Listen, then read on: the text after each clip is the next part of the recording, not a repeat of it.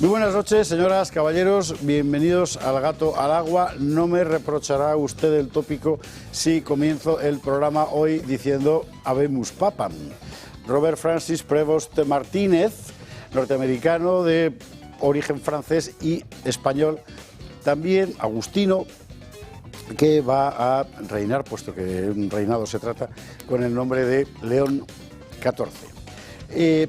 Viendo los medios de comunicación y los todólogos de guardia, hemos aprendido que esto es en realidad un guiño al continente americano, que si el espíritu misionero, que si, como ha dicho alguno, esto ha sido cosa de Trump, que si es la continuidad de Francisco, que si no, bueno, no lo sé. Hoy vamos a dedicar buena parte del Gato al Agua a esta cuestión. Personalmente a mí me ha llamado la atención la elección del nombre, León. ¿Por qué? Pues porque me acuerdo de León XIII. El León XIII no fue solo el papa de la Rerum Novarum, que también, y de otras muchas cosas. León XIII fue el papa que a la altura de 1884 tuvo una visión que él mismo relató de la siguiente manera: vi demonios y oí sus crujidos, sus blasfemias, sus burlas. Oí la espeluznante voz de Satanás desafiando a Dios, diciéndole que él podía destruir la Iglesia y llevar a todo el mundo al infierno si se le daba suficiente tiempo y poder. Satanás pidió permiso a Dios, tener 100 años para poder influenciar al mundo como nunca antes había podido hacerlo. León XIII comprendió también que si el demonio no lograba cumplir su propósito en este tiempo, 100 años, sufriría una derrota humillante. Y vio también León XIII a San Miguel Arcángel aparecer y lanzar a Satanás con sus legiones en el abismo del infierno. Fue entonces cuando León XIII entregó al secretario para la Congregación de Ritos una oración que a partir de ese momento debería rezarse siempre después de cada misa, y que decía así: Arcángel San Miguel, defiéndenos en la lucha, sé nuestro amparo contra la maldad y asechanzas del demonio. Pedimos suplicantes que Dios lo mantenga bajo su imperio y tú, príncipe de la milicia celestial, arroja al infierno con el poder divino a Satanás y a los demás espíritus malvados que andan por el mundo tratando de perder a las almas. Amén.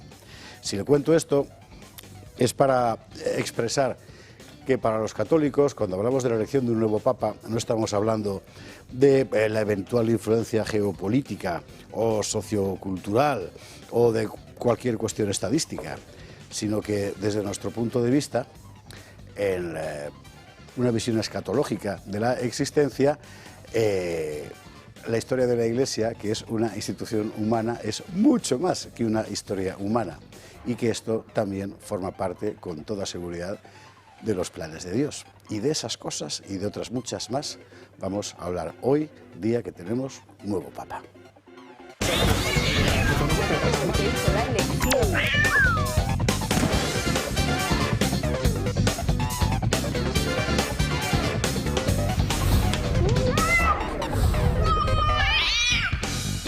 21:48, 20:48 en las Canarias. Ya le digo, hoy sobre todo y mucho más en esta primera hora del Gato al Agua, sobre todo, como es lógico, tema papal, titulares, muy rápidamente. En efecto, que habemus papam, de Robert Francis Prevost, o Prevost, porque el origen es francés. Agustino, desde hoy va a ser León XIV. Y bueno, y muchas cosas más. Seguimos.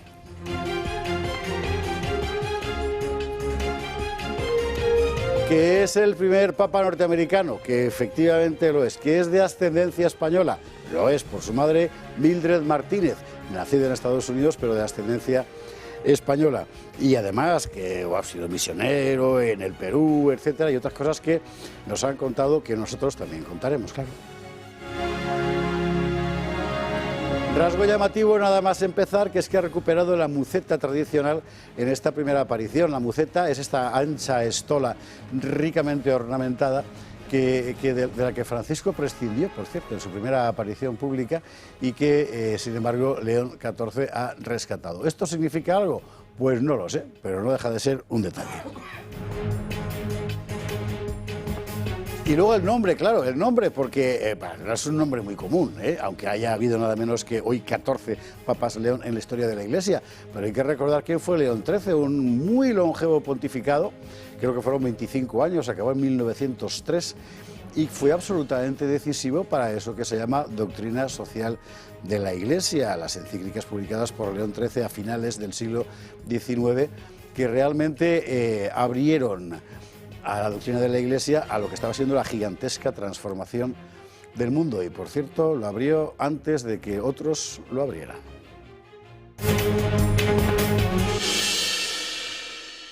Hoy tenemos dos mesas en el Gato al Agua, el asunto lo merece. Primera mesa, don Óscar Rivas, ¿cómo estás?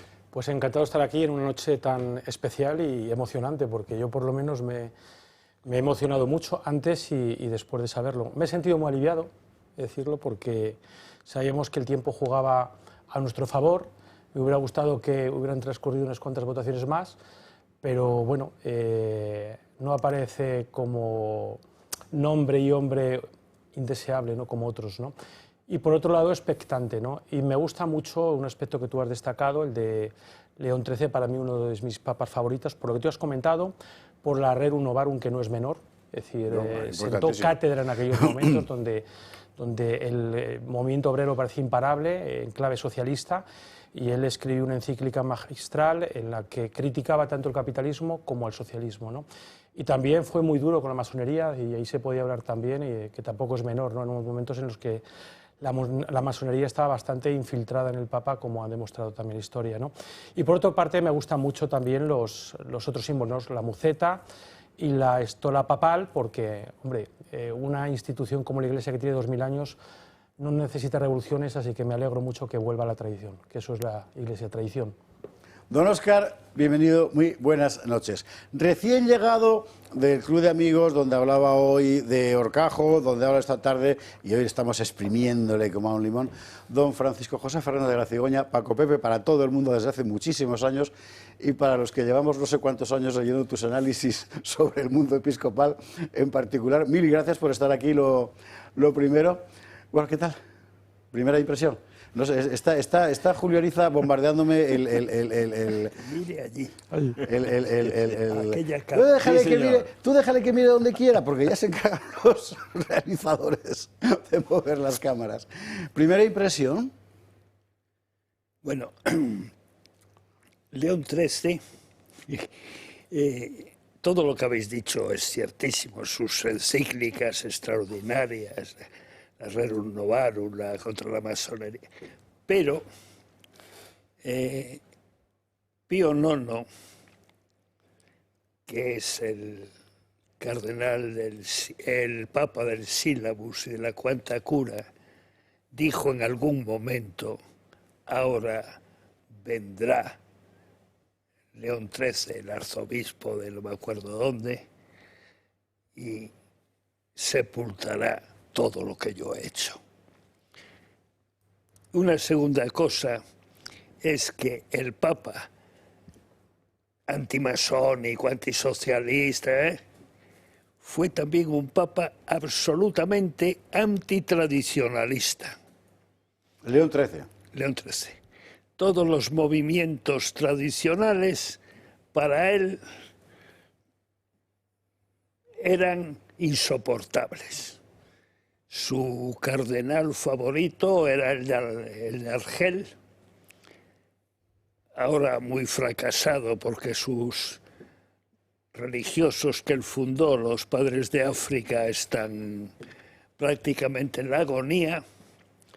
Pero bueno, pues León XIII tiene esas dos facetas, y este Papa, pues aún no tiene más facetas que las de su pre-pontificado, que son preocupantes. Yo pienso que es inteligente, como le he oído decir a Julio Ariza, y que desde esa inteligencia puede no embarcarse en una trayectoria que fue de absoluto fracaso, como fue la de Francisco. No a mí me criticaron mucho por publicar fotografías de los vacíos en la plaza, Sí. en el aula Pablo VI de Francisco. Vacíos estrepitosos. No iba nadie. Se me decía que manipulaba las fotografías, que las publicaba 3 días antes de que llegara el Papa bueno, pero es que ya muerto Francisco, en un absoluto aquelarre de discrepancias pontificias, cuando antes todo era el maravilloso Papa Francisco, muchísimos de los retratos que se decían de cómo debería ser el siguiente Papa era todo lo contrario de lo que había sido Francisco. Pues Prevost, que tonto evidentemente no es, sí ha tomado nota del fracaso de la trayectoria de Francisco con unos vacíos estrepitosos en todo. Y si ha tomado nota de cómo se distanciaron de Francisco los que parecían totalmente suyos, pues igual decide no seguir ese camino. Yo soy enorme admirador de los artículos que tu hijo Gabriel ha publicado sobre estos días prepontificios y ha contado algún encuentro que he tenido con Prevost y resentido Prevost por lo que Gabriel había contado, que es absolutamente cierto, aunque a él hayamos molestado que eso se haya publicado. Pues creo que debemos esperar.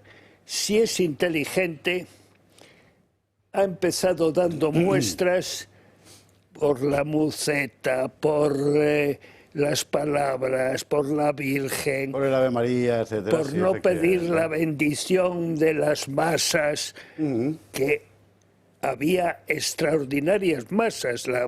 La Vía de la Conciliación estaba también llena de gente. Pues si es inteligente y toma nota, pues igual decide igual, y si no, ahora en estos momentos somos muchísimos los que podemos expresarnos diciendo lo que nos parece. Y hay gente que nos lee. Pues él verá. En cierto modo, la sinodalidad, a la que he hecho referencia, por cierto, el nuevo Papa en su primera comparecencia también significa esto, ¿no? Quiero decir, que sinodales somos todos, digo yo. Paco Pepe, bienvenido, buenas noches. Don Julio Ariza, ¿cómo estás? Pues la Iglesia Católica ya tiene un nuevo Papa y esa es una buenísima noticia. Así que yo estoy muy contento de que tengamos un nuevo Papa. Y además yo creo que hay que rezar mucho por él porque tiene un trabajo ingente delante. Un trabajo que pasa por clarificar un montón de cuestiones doctrinales y morales que han sufrido una alteración con los documentos de Francisco, especialmente con Fiducia Supplicans. Entonces creo que este Papa, el Papa León XIV, va a tener que, pues simple y llanamente, clarificar para el pueblo de Dios cuáles son los criterios que la Iglesia viene manteniendo desde que es Iglesia y que tienen que ver con la tradición y con la Escritura, que son las dos fuentes de la revelación.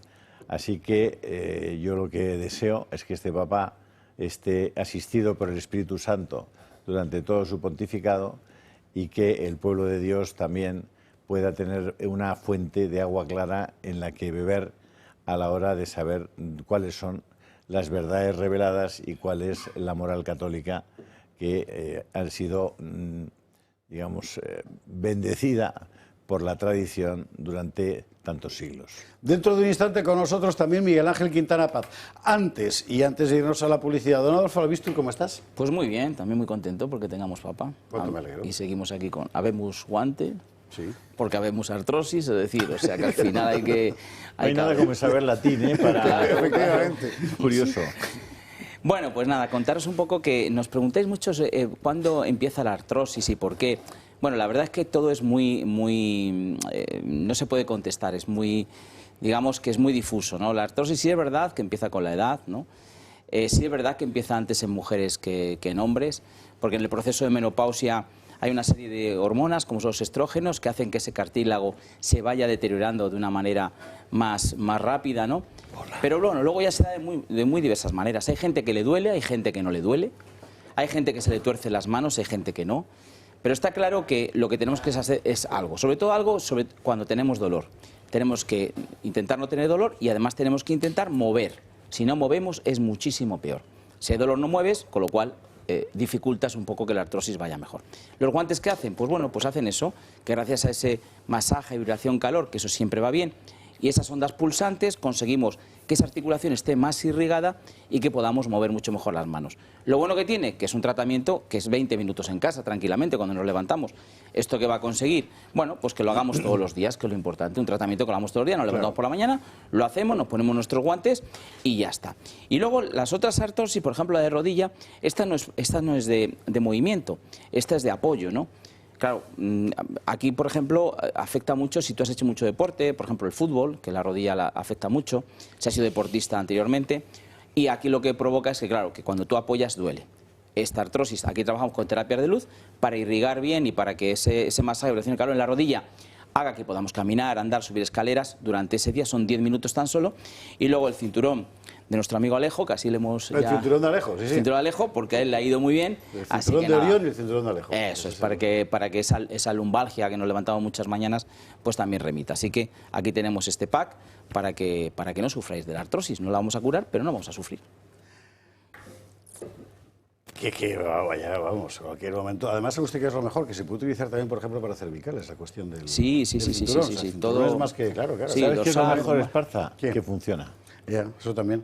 Eso es verdad. Hay que decir bueno. que todavía no hay nadie que haya llamado diciendo no funciona, pero de los aquí, porque Es que no estaríamos esta ya. gente que está todo muy Adolfo mayores ya lo no consume, estaría que aquí. no- Si eso hubieran no- llamado a la gente para eso decir que es un timo, no Efectivamente. estaría aquí. Y Sí. si no lo hubiera probado gente muy cercana a mí, yo tampoco lo afirmaría tan categóricamente. Se incorpora a la mesa Miguel Ángel Quintana Paz, al que saludamos. Enseguida nos vamos a la publicidad. ¿Cómo estás? Buenas noches. Bien, bien, un poco apresurado, disculpad, y Ya, claro. sobre todo disculpad porque no he escuchado las cosas que habéis dicho, que seguro que son muy interesantes, y ahora probablemente lo que yo diga pues es reiterativo, pero bueno, Como lo vas a había decir- que venir aquí, es que tenía otra cosa hoy, de hecho no tenía previsto venir. Es pero verdad bueno. que no estaba previsto, cosa que Sí. te lo agradecemos infinito. Nada. Después de la publi, Miguel Ángel Quintana Paz. Publi, venga, descanso. A la vuelta entramos a fondo en la cuestión del nuevo Papa, lo que significa, lo que puede significar para la Iglesia en general, para la sociedad occidental en general y para los católicos en particular. Bueno, enseguida. 2206, 2106, noticia del día, tenemos un nuevo Papa, se llama Prevos Martínez y a partir de hoy es León XIV. Se incorporaba a la mesa, según terminamos este primer tramo, Miguel Ángel Quintana Paz, al que todavía no hemos escuchado un juicio general. Ahora entramos en pormenores. Sí, yo he de decir que soy muy cauto con los juicios iniciales, entre otras cosas, ante un papado, entre otras cosas porque recuerdo hace 12 años, recién elegido Francisco, recién elegido el que hasta ese momento era el cardenal Bergoglio, si recordáis, las primeras críticas que hubo hacia él fueron brutales, pero de la izquierda. Exacto. De la izquierda inmediatamente empezaron, porque obviamente pensaban, un señor mayor con cierta edad, argentino, pues se fueron a la dictadura argentina y empezaron a sacar que si no había... En realidad, básicamente lo que hizo es nada. Pero claro, empezaron a sacar que si no sería colaboracionista, que si tal, y durante unas semanas se mantuvo esta especie de nube negra sobre Francisco hasta que empezó a hacer declaraciones que obviamente ya empezaron a complacer a la izquierda internacional, se borró y yo, un politólogo de cierto nombre, habla en la SER. Víctor Lapuente, recuerdo que hace poco me decía, es que la derecha desde el principio os metíais ya con Francisco. Dije, no, cuidado, al principio los que os metíais fuisteis la izquierda, hasta que dijo 2 o 3 cosas y cambiaste. Entonces, yo por lo tanto, aparte de que por otra parte Francisco, aparte de esto que estoy contando, también es ejemplo de otra cosa. Hay muchos argentinos que dicen que uno es el Francisco de Buenos Aires, arzobispo de Buenos Aires, o provincial jesuita de Argentina, y otro fue el arzobispo, el papa, el obispo de Roma, que eran muy distintos.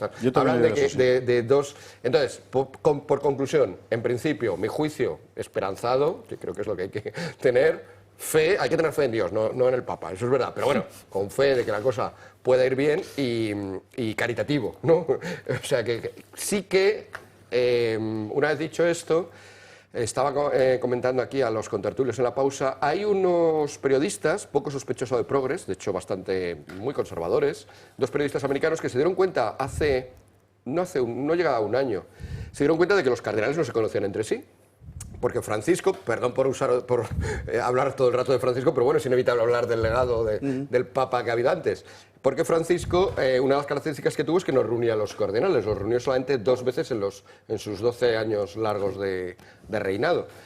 Y por lo tanto, pues dijeron, para que se conozcan los cardenales, vamos a hacer una cosa que llamaron en inglés The Cardinal Report, el informe de los cardenales. The College of Cardinals Report, el informe del colegio cardenalicio.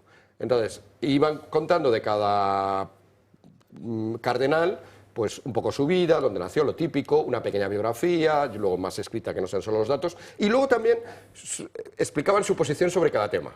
O sea, qué habían dicho sobre fiducia supplicans, por ejemplo, qué habían dicho sobre los divorciados que se han vuelto a casar, qué había dicho sobre el camino este de la sinodalidad, qué había dicho sobre las cosas que están pasando en Alemania, que son bastante preocupantes, sobre todos los temas más candentes, sobre el diaconado femenino, sobre la posible sacerdocio femenino, según algunos, sobre todos los temas más o menos candentes, y todo ello documentado. En todo ello te ponen un enlace a las declaraciones. Bueno, en el caso de Prevost, de ahora ya León XIV, en muchos de estos temas no hay opinión. O sea, no hay testimonios de opinión, no hay documentos. O sea, no sabemos qué piensa sobre la mayoría de los temas, sobre la mayoría. No solo, de estos que os he dicho que habían elegido, es verdad que hay 3 o 4 que sí, hay 3 o 4 en los que sí que se le conoce, y en alguno de los que sí que se le conoce tiene opiniones, bueno, pues un poco ni de un lado ni de otro, un poco moderadas, que ha dicho, pues esto sí, pero non troppo, y tal y cual. O sea que en ese sentido es un poco, a mi juicio, misterioso, lo cual abunda en lo que dije al principio, que tenemos que esperar. Julio, Óscar, Paco Pepe. Sobre la acogida de la derecha a Francisco, estoy de acuerdo en casi todo lo que has dicho, pero te diría que uno que de izquierda no tiene nada, como soy yo. Me refería a él el día que le nombraron como ese ser de mirada torva y que me lo sacaron a relucir bastantes veces, pero creo que estaba acertadísimo, porque si algo tuvo siempre Francisco fue un gesto desagradable, de desprecio a todo el mundo. ¿Ya? Pero vamos. Este no parece el caso. Totalmente de acuerdo. Con las excepciones pertinentes. Tienes toda razón en lo que decías, pero había un caso y como lo tenías a tu lado, pues... Y no poco importante, Sí. Gracias. Julio, Óscar. Me ratifico en lo que he dicho al principio, no puedo juzgar ni sus intenciones, ni su fondo, ni su santidad, no soy incapaz. Como dicen los mexicanos, si quieres hacerle reír a Dios, cuéntale tus planes. Así que yo no tengo planes sobre este nuevo Papa. Creo que los católicos debemos rezar para que el Papa sea santo y lleve a la Iglesia al puerto al que la tiene que llevar, ratifique y confirme la fe a su grey y, por supuesto, respete, como no puede ser de otra manera, la doctrina tradicional de la Iglesia, la tradición y la Sagrada Escritura, que son las fuentes de la revelación. A partir de ahí, poco más puedo decir, pues serían juicios de intención, no sé nada sobre él más que las 4 cosas que he leído y ojalá tengamos un papa que, insisto, confirme en la fe a los católicos de todo el mundo, que es de lo que se trata. Si tú estuvieras ahora mismo al lado de Óscar, al lado de León XIV, y él te mirara y te dijera, Óscar querido, ¿por dónde empiezo? ¿Tú qué le aconsejarías? Pues yo insistiré un Una poquito pregunta fácil, así para en lo que han comentado Miguel Ángel y Julio, ¿no? Hay que mantener la prudencia, es decir, la esperanza también, porque hay que darle también la oportunidad. Como bien decía Miguel Ángel, se dijeron cosas tremendas en un principio, incluso le llamaron peronista de extrema derecha, me acuerdo yo, y te lo ratificaban algunos argentinos, después ha cambiado mucho, ¿no? Una cosa es ser obispo y otra cosa es ser papa, ¿no?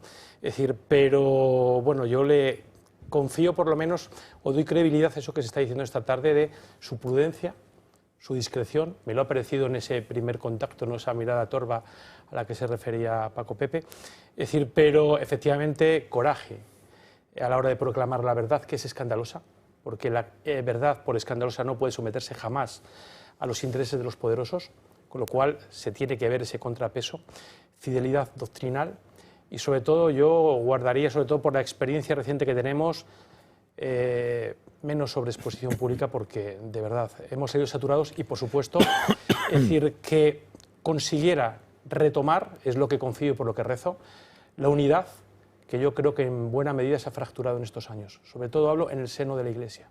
Es decir, en el seno de los fieles hay una discrepancia, uno escribe un artículo y ves que hay una contraposición casi visceral, ¿no? Entonces, por lo que rezo y por lo que ruego es porque este Papa pueda retomar la unidad. Bueno, no es lo que te he preguntado, pero da igual. Miguel Ángel va a contestar. Voy a contestar a eso, no lo que le preguntaste, porque sí que hay una serie... ¿Vas a contestar a qué haría Óscar? Claro, exactamente. Hay una serie de televisión que probablemente hayáis visto, que es El joven papa, ¿no? De Jan Pope. De Sorrentino, que es un director siempre interesante.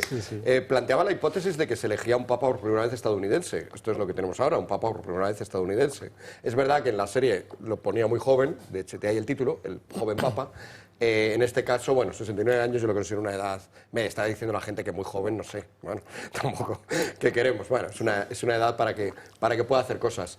Y en esa serie, aparte de ser un papa estadounidense, la clave es que es un papa, un poco en la línea de lo que decías tú, Óscar, más parco, que se exhibe menos. En la serie lo llevan al extremo, y es un papa que prácticamente prohíbe que se le hagan tacitas o recuerdos con su cara, que no quiere salir, no quiere que... O sea, lo lleva a un extremo, obviamente es una película, es una apuesta estética, pero sí que yo creo que hay muchas personas que coinciden con esto, expertos en comunicación que coinciden con esto. La sobreexposición no es buena.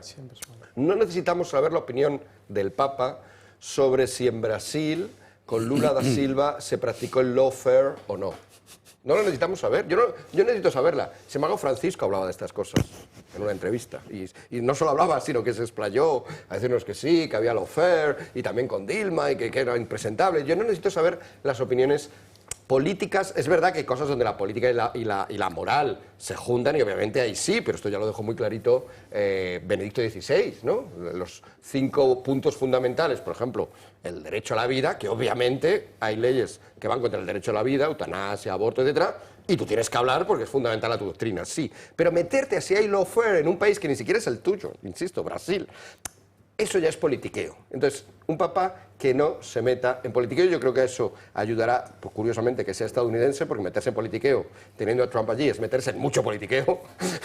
Le vendría una avalancha. Es como esto, ¿no? Que estás en la montaña, pegas un grito y de repente cae una avalancha de nieve porque el efecto se multiplica. Pues aquí igual. Yo creo que un papa más parco, más escueto, ¿no? Decía un periodista italiano que a mí me gusta mucho, Camillo Langone, hace unos días, después del fallecimiento de Francisco, decía, por un papado mínimo. El Papa necesita estar... O sea, a veces parece que toda la fe católica es en torno al Papa. Y no, Y no, obviamente, efectivamente, ¿no? y esto No, es interesante. No, no, sí. no lo es. Claro. Y claro, que si discrepas del Papa, discrepas de la fe o discrepas, ya, no digamos ya, de Cristo. Es que, Miguel Ángel, el Papa es un Un gobernante. católico normal El Papa no es un- necesita al Papa para nada. La mayoría de los católicos han vivido así a lo largo de la Se- historia. La idea la conoce. No tienen que explicársela porque ya sabes que lo que no puedes hacer, lo que está mal, lo que está bien, viene y te lo dice. Pues si te lo dice, te dice lo que ya conoces, con lo que no lo necesitas para nada. Tú necesitas al párroco de tu parroquia, Correcto. porque es el que te da de comulgar y el que te perdona los pecados. El Papa, para nada. Y hay gente que conoce más al Papa que al párroco de su parroquia. Efectivamente, Correcto. absurdamente. Absurdamente. ¿Verdad? Pues Es sí, un- es un estoy gobernante, totalmente es de más, acuerdo. los que más hablan de estas cosas son los que no saben ni cuál es su parroquia. El párroco para confesar. Perdonadme si yo no es que le quiera meter pimienta al asunto este, pero bueno, dos cosas. Uno, me recuerda a Joaquín, desde aquí le mando un fuerte abrazo a Joaquín Puig de la Bella Casa, que también se llamaba León, el papa que paró a Atila. Efectivamente, León I, del siglo V, sí, ¿verdad? sí, Cosas así efectivamente, importantes. exacto. Bueno, León Magno. Dos. Perdonadme, yo insisto, no quiero es que quiera meter pimienta en la conversación, pero este no fue el que dijo aquello de que se podía confesar por teléfono. Sí. Sí, pero con matices. Ojo, hay que tratar de ser muy escrupuloso con eso. Efectivamente, cuando inauguran la catedral, ponen un cartel en la puerta de la catedral diciendo que el horario de confesiones... En el Perú, será, sí, en Perú. Será de 9 a 12 y con celular, ¿vale? La explicación que se da después es que en realidad, como era pandemia, se trataba de, efectivamente, estar el penitente frente al confesor, Ah, entendido. Vale. pero en vez de estar echando el tal, o para que se instalando el entendiera disputo prodigioso ese del coronavirus, de lo que se trataba era Eso de tiene que sentido, cogieran cada uno. Eso es absolutamente admisible. Claro, claro, hombre, se Es está- raro, llama la atención el letrero y tal, sí. Por eso digo Pero que cuidado. Es Claro, decir, claro, no, son los cualquier teléfonos. cosa que se pueda publicar o que se pueda contar o tal, hay que tenerlo muy clarito, muy comprobadito, ser muy prudente, ser muy cuidadoso. Porque muy yo estoy muy muy importante la precisión que has hecho, ¿eh? Yo estoy muy de acuerdo con Paco Pepe en que el tema del catolicismo está ya tasado desde hace 2000 años. Por tanto, no vamos a inventar un 10º mandamiento, no vamos a inventar los sacramentos, no vamos a inventar las virtudes teologales, no vamos a inventar la moral católica del catecismo, descrita en el catecismo de la Iglesia Católica, y todo lo que se pueda hacer fuera de eso, pues es que el Papa no puede ir contra sus propios actos o contra los actos de a quien representa, que es Jesucristo, porque él mismo se colocaría fuera de la Iglesia. Por tanto, como además la gente en general, todos los católicos, tenemos discernimiento, es más, no se nos critica a los católicos por tenerlos, sino más bien al contrario, fe y razón. Entonces, hay que estar muy tranquilos desde ese punto de vista, esperar y ver, y sobre todo que este Papa tiene una tarea enfrente, sobre todo con la Conferencia Episcopal Alemana, que ahí es donde yo le quería tela preguntar a Óscar, pero mariñeira. se ha escapado. Sí, bueno, Hoy Atila es la Conferencia Episcopal Alemana. Me da a mí la impresión. Tiene ese desafío y muchos otros, ¿no? Es decir, porque la prensa de izquierda, yo lo estaba leyendo esta tarde, y ya están con que es el anti-Trump, pero también en esto hay que ser prudente, como bien dice Julio, porque parece ser que no es tan anti-Trump como dicen, ¿no? Tiene también el desafío de China, que pasa con ese acuerdo de Parolín en China, es decir, porque la persecución de los fieles se está multiplicando y no podemos permanecer ajenos a eso, ¿no? Así que no solo el cisma alemán, que es un problema importante, pero hay grandes desafíos. Y después ver cómo trata a esos totalitarismos a los cuales, bueno, pues yo creo que se ha tratado hasta ahora con cierta benevolencia. Pienso en Nicaragua, que también ha perseguido de manera cruenta a los clérigos y a los fieles, o Venezuela, ¿no? Es decir, hay muchos desafíos. De hecho, una de las condiciones que se decía que tenía que tener este Papa, que yo me reía, ese conocimiento geopolítico, ¿no? Es decir, yo creo que un papa siempre ha tenido que tener un cierto sentido de la diplomacia, ¿no? Y saber el contexto en el que se mueve. Es decir, no creo que, sinceramente, este momento que vivimos sea más difícil que el que tuvo que afrontar Juan Pablo II. Es decir, que fue tremendo, ¿no? Y ahí demostró Paco Pepe que el Papa sí puede ser muy importante en ciertos momentos. O sea, que era muchísimo más difícil. Y bueno, pero como también decía Miguel Ángel, el Papa que tenemos no tiene que ser igual o que ser comparativamente igual al anterior, ¿no? Igual que Juan Pablo II fue muy viajero y Benedicto XVI no tuvo por qué serlo, tiene que tener su propia impronta, su propio recorrido, y hay que darle esas puertas de esperanza. Enseguida, Miguel Ángel, antes José Alberto, muchas gracias. José Alberto es un diplomático peruano. En Perú están, no se puede, como si fuera suyo. De hecho, es un poco suyo. O sea que en Perú están, vamos, lanzando las campanas al vuelo, y nunca mejor dicho, José Alberto es un diplomático peruano que nos ve allá donde esté, en sus destinos, ¿no? Y nos está mandando mensajes y tal, con la reacción en Perú ante la designación de León XIV. Así que fuerte abrazo a todos los peruanos de allá y de aquí. Miguel Ángel, ibas a decir. Sí, sobre China, ¿no? Un poco por recordarle a la gente que es un problema peleagudo. En primer lugar, por la importancia que tiene China. En segundo lugar, porque es verdad que los católicos en China son una minoría, pero hay tantos chinos que una minoría en China son muchos católicos. Muchos chinos. Probablemente haya más. Claro, probablemente haya. No sabemos muy bien las cifras porque este es uno de los problemas de un país.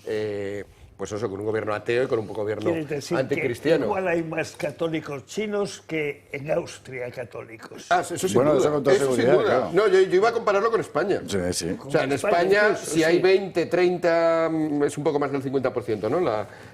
Según el CIS, según el último CIS.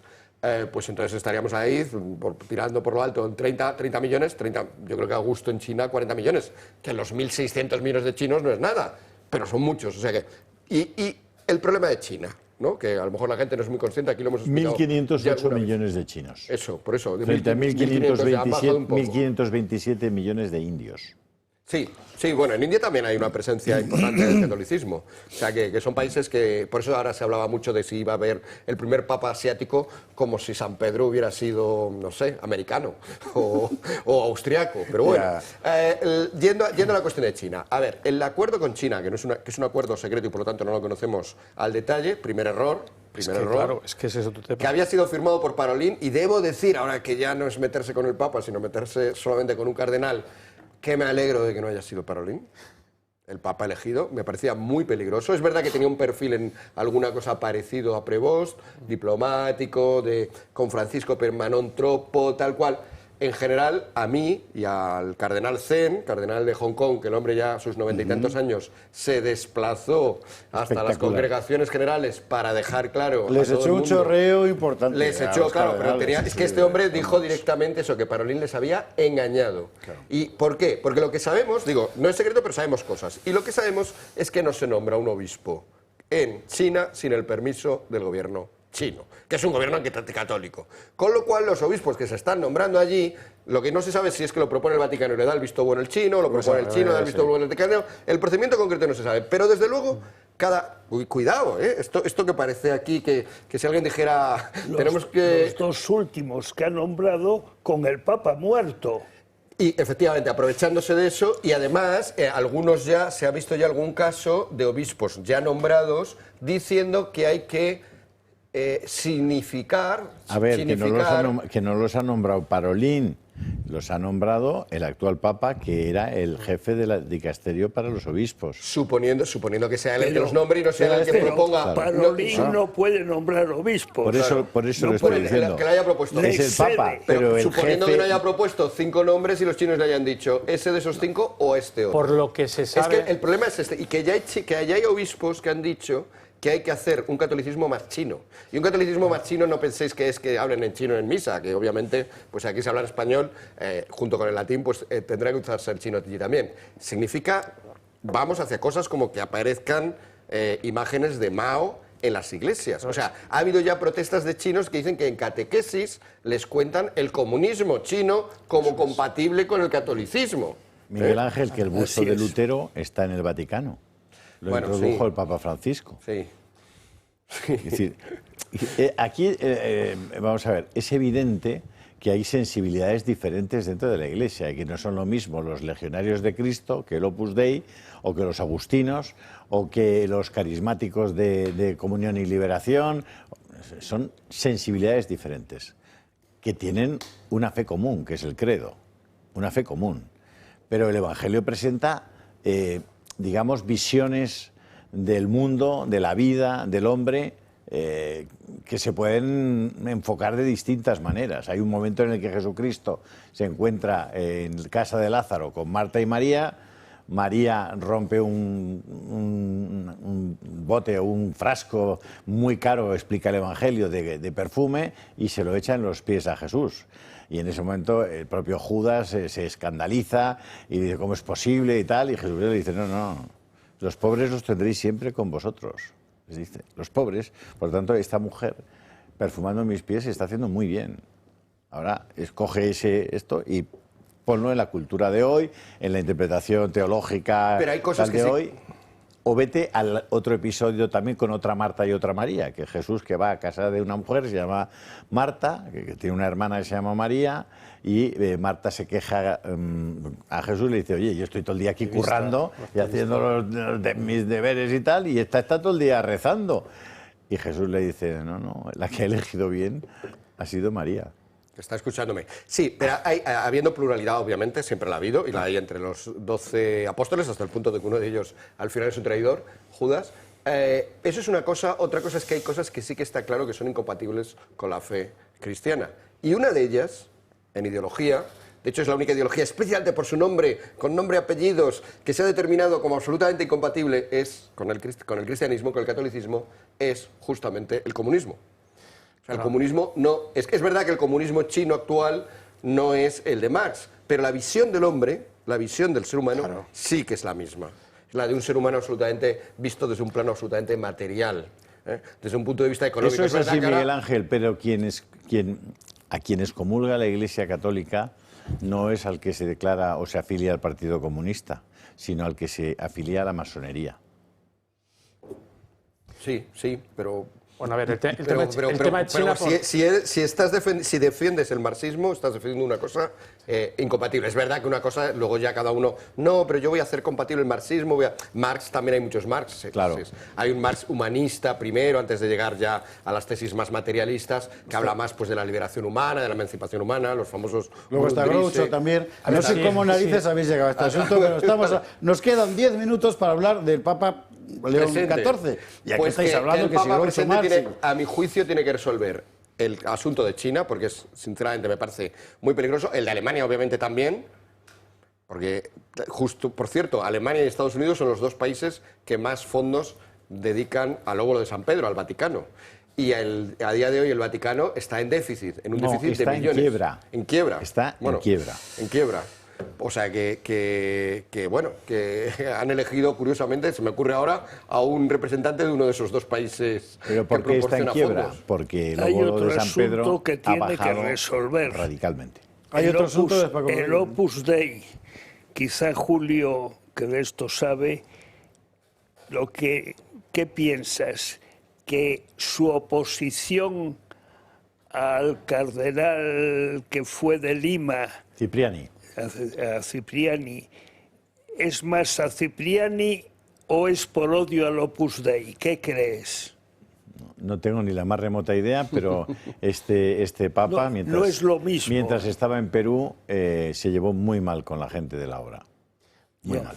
Bueno, ese es otro de los desafíos que creo que tiene este Papa, ¿no? Ver el tratamiento que ofrece a los movimientos laicos, porque si bien Juan Pablo II dio un impulso importante que muchos de nosotros vivimos, es decir, hay que decir que Francisco ha sido más bien intervencionista por ser eufemístico, ¿no? Más bien intervencionista, dice, joder. O sea, que hay algo como Iba con una cizalla. Estamos todos en el marco de la prudencia, ¿no? Entonces yo creo que hay que hablar de esa prudencia, ¿no? Y efectivamente yo creo que ese es uno de los grandes desafíos para lograr esa meta de unidad que para mí es fundamental. Y un dato que creo que no hemos puesto sobre la mesa es el conocimiento curial que tiene este Papa. No hay que olvidar que él ha llevado un dicasterio muy importante como es el dicasterio para los obispos, que no para es menor porque es el que nombraba a los obispos. Para los neófitos, no sé exactamente así, pero un dicasterio es como un ministerio de allí. ¿vale? Pues eso es lo que significa.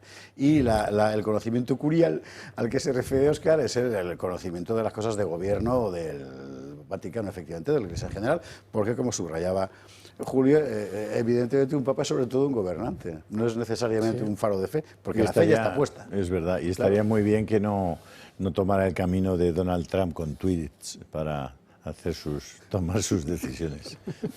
Al final, Donald Trump fue de alguna manera previsor, porque se puso como papa y ha salido un papa estadounidense. Sí, la verdad. Bueno, sabéis que ha hecho las primeras declaraciones de Trump, ¿no? Ah, sí. Que ha hecho fenomenal porque es de Estados Unidos. Está encantado. Hay que agradecer la prudencia, claro, aunque sea en este primer momento. Make America Great Yo me pongo a Again. temblar cada vez que escucho a Nos Trump. temíamos lo peor de Donald Trump y ha hecho un comentario que parece una persona normal. Pero fíjate cómo ya nos va dominando a todos, cómo nos va acostumbrando a su carácter y ya nos conformamos con que diga poco. Lo tenemos el tuit de Donald Trump, pues sí, Raquel, cuando lo tengamos subido, pónmelo por favor, aunque sea sin avisar, que desde luego... Había una camiseta estos días que andaba por ahí que decía Make Vatican Catholic Again. Ya, ahí está. Felicitaciones al cardenal Robert Francis Prevost, que acaba de ser nombrado papa. Es un gran honor darse cuenta de que es el primer papa estadounidense. Qué emoción y qué gran honor para nuestro país. Espero encontrarme con el Papa León XIV. Será un momento muy significativo. No me cabe duda de que será un momento muy significativo. Por cierto, el vicepresidente de los Estados Unidos, el que es católico militante, es el vicepresidente de los Estados Unidos. Digo militante porque además se lo tomaba muy en serio. Y además converso, es decir, sí, antes no era familia, protestante. claro. Y esto efectivamente es un fenómeno interesante. Y tuvieron un debate interesante, un intercambio interesante, el vicepresidente estadounidense Vance y el anterior papa, justo en enero pasado, sobre la cuestión del Ordo Amoris. Vivimos en un mundo también que también tiene sus lados positivos. ¿Quién nos iba a decir hace 5 años que íbamos a asistir a un debate sobre un concepto, Ordo Amoris, originariamente agustiniano, pero en el fondo más tomista, porque lo estaban discutiendo en el sentido de si tengo que amar más a los de mi patria o tengo que amar más a los de fuera?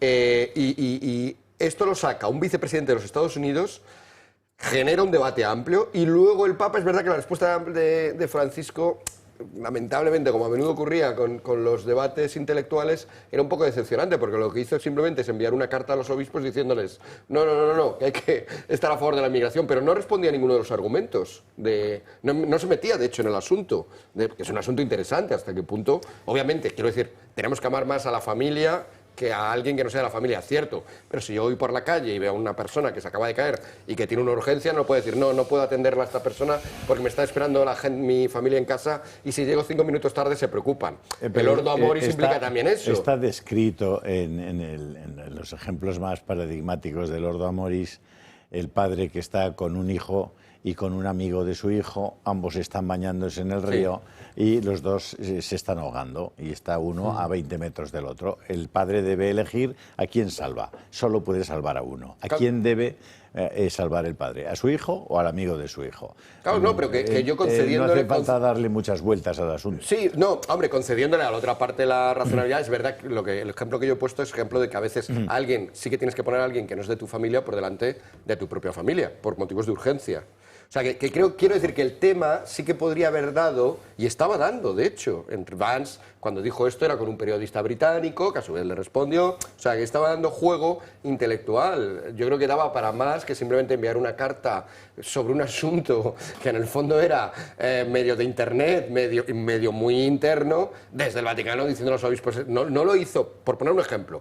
Francisco, eso es surrealista. Parece que estamos analizando. O sea, es surrealista. Francisco no escribió a los obispos españoles antes de que se aprobara aquí la ley trans diciéndoles ni se os ocurra dejar de combatir contra esto, por poner un ejemplo, ni en la ley de eutanasia, ni en la ampliación del aborto, ni en eso por hablar de España, pero si me voy a Francia igual, si me voy a Alemania, había intervenido en general justo de este tema. Pero Julio ha planteado bien, si tú tienes un bocadillo de jamón y tienes muriéndose de hambre a un hijo tuyo y a un vecino de no sé dónde, ¿a quién le das el bocadillo? Hay que ser gilipollas para que haya gente que diga, no, dáselo primero al vecino. Sí. Nadie, pero le puedes dar un pequeño trozo del bocadillo, Paco.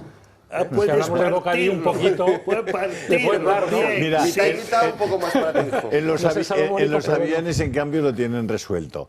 Si usted hay una crisis en el avión y una tormenta y salen las mascarillas hacia abajo y usted va con su niño de 2 años, no le ponga usted la mascarilla al niño, póngasela usted y luego ya se la pondrá al niño. Porque como se la ponga primero al niño, usted ya no estará para ponérsela. Y un apunte, José Javier. Esto es muy tomista, por otra parte. Santo Tomás insistía en que también el cuidado del propio cuerpo es también... Señores, 2 minutos y a la policía. Vamos a hablar del discurso. Sabéis que yo le di mucha importancia al lenguaje y a mí me ha llamado la atención que prácticamente toda su intervención está jalonada por una palabra que es la paz. Yo creo que no es por casualidad, ¿no? Es decir, él quiere reflejar, mira que es una palabra manida, que se puede entender lo uno y lo contrario, puede ser muy buenista o realmente sentir lo que dice, pero me parece que no es casual, ¿no? Y menos en el contexto actual, claro, efectivamente. Una última cuestión, pregunta a Paco Pepe Fernández de la Cigoña y en 2 minutos nos vamos a la publicidad y viene la segunda mesa, que están aquí esperando. La referencia de León XIV a uno de los aspectos más problemáticos del pontificado de Francisco, que es el de la sinodalidad, es decir, el de una deriva progresivamente asamblearia de la Iglesia. ¿Qué te parece? ¿Una forma de quedar bien con el anterior y su círculo, un anuncio de que él va a mantenerse esa línea? A mí me parece que la sinodalidad es otra de las memeces de Francisco.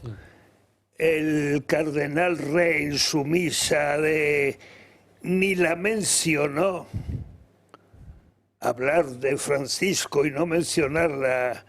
Sí, efectivamente. Es notable, pues a mí me parece que la sinodalidad como la preocupación por el enfriamiento global o el calentamiento, todo eso,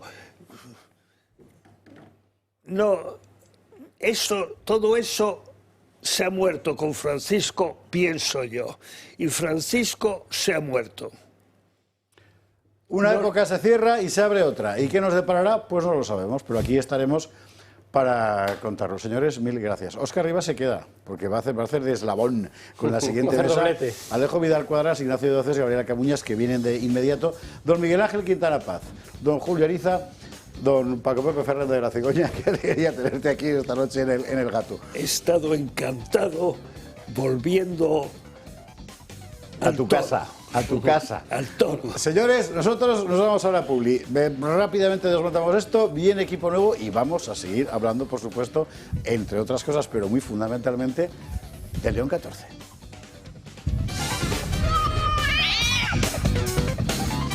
...22:45, 21:45 en Canarias, segunda mesa del Gato al Agua. Si usted se conecta ahora porque ha estado antes a por uvas, que sepa usted que tenemos papa nuevo. Titulares.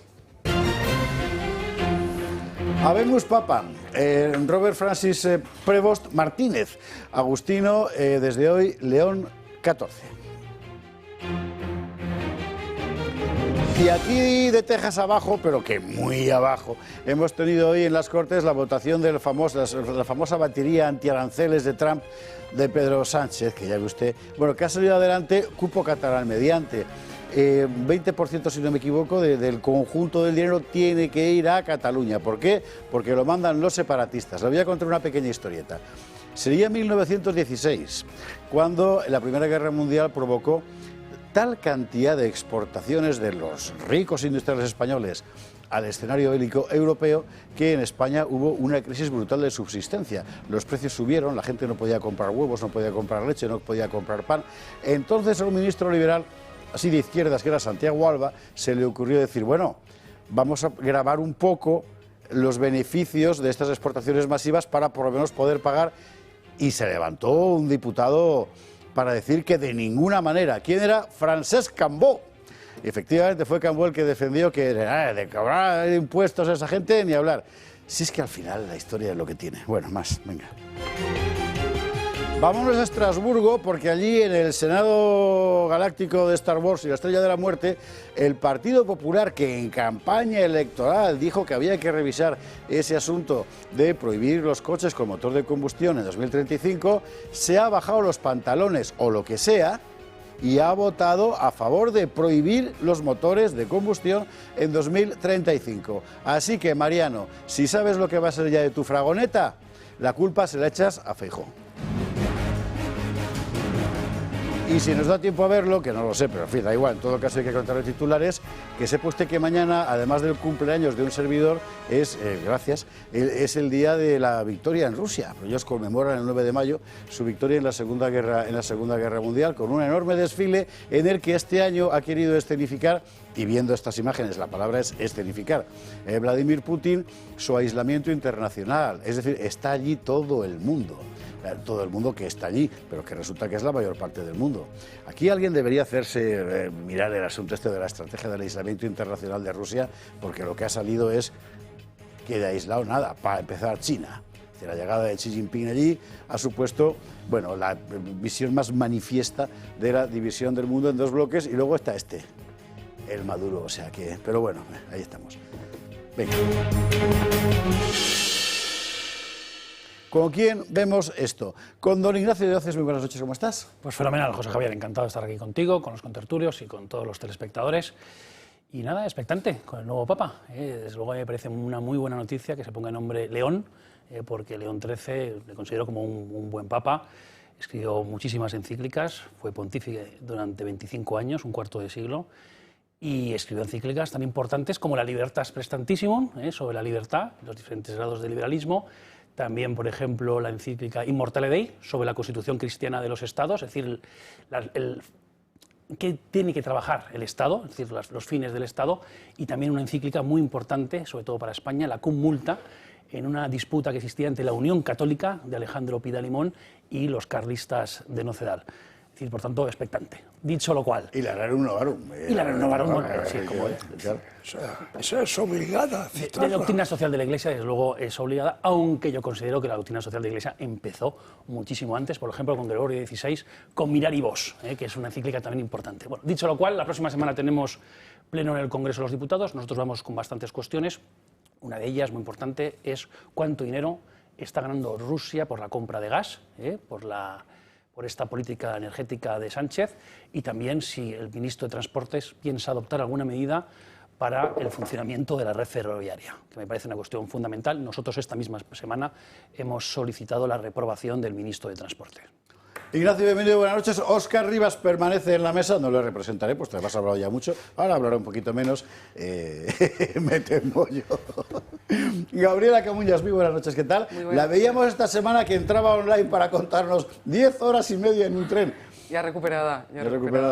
Pero bueno, nada, celebrar que el nombramiento del nuevo Papa, pero no quiero dejar de celebrar también que, bueno, pues que en el año 589, un 8 de mayo como el día de hoy, nació España, con la reconversión de Recaredo.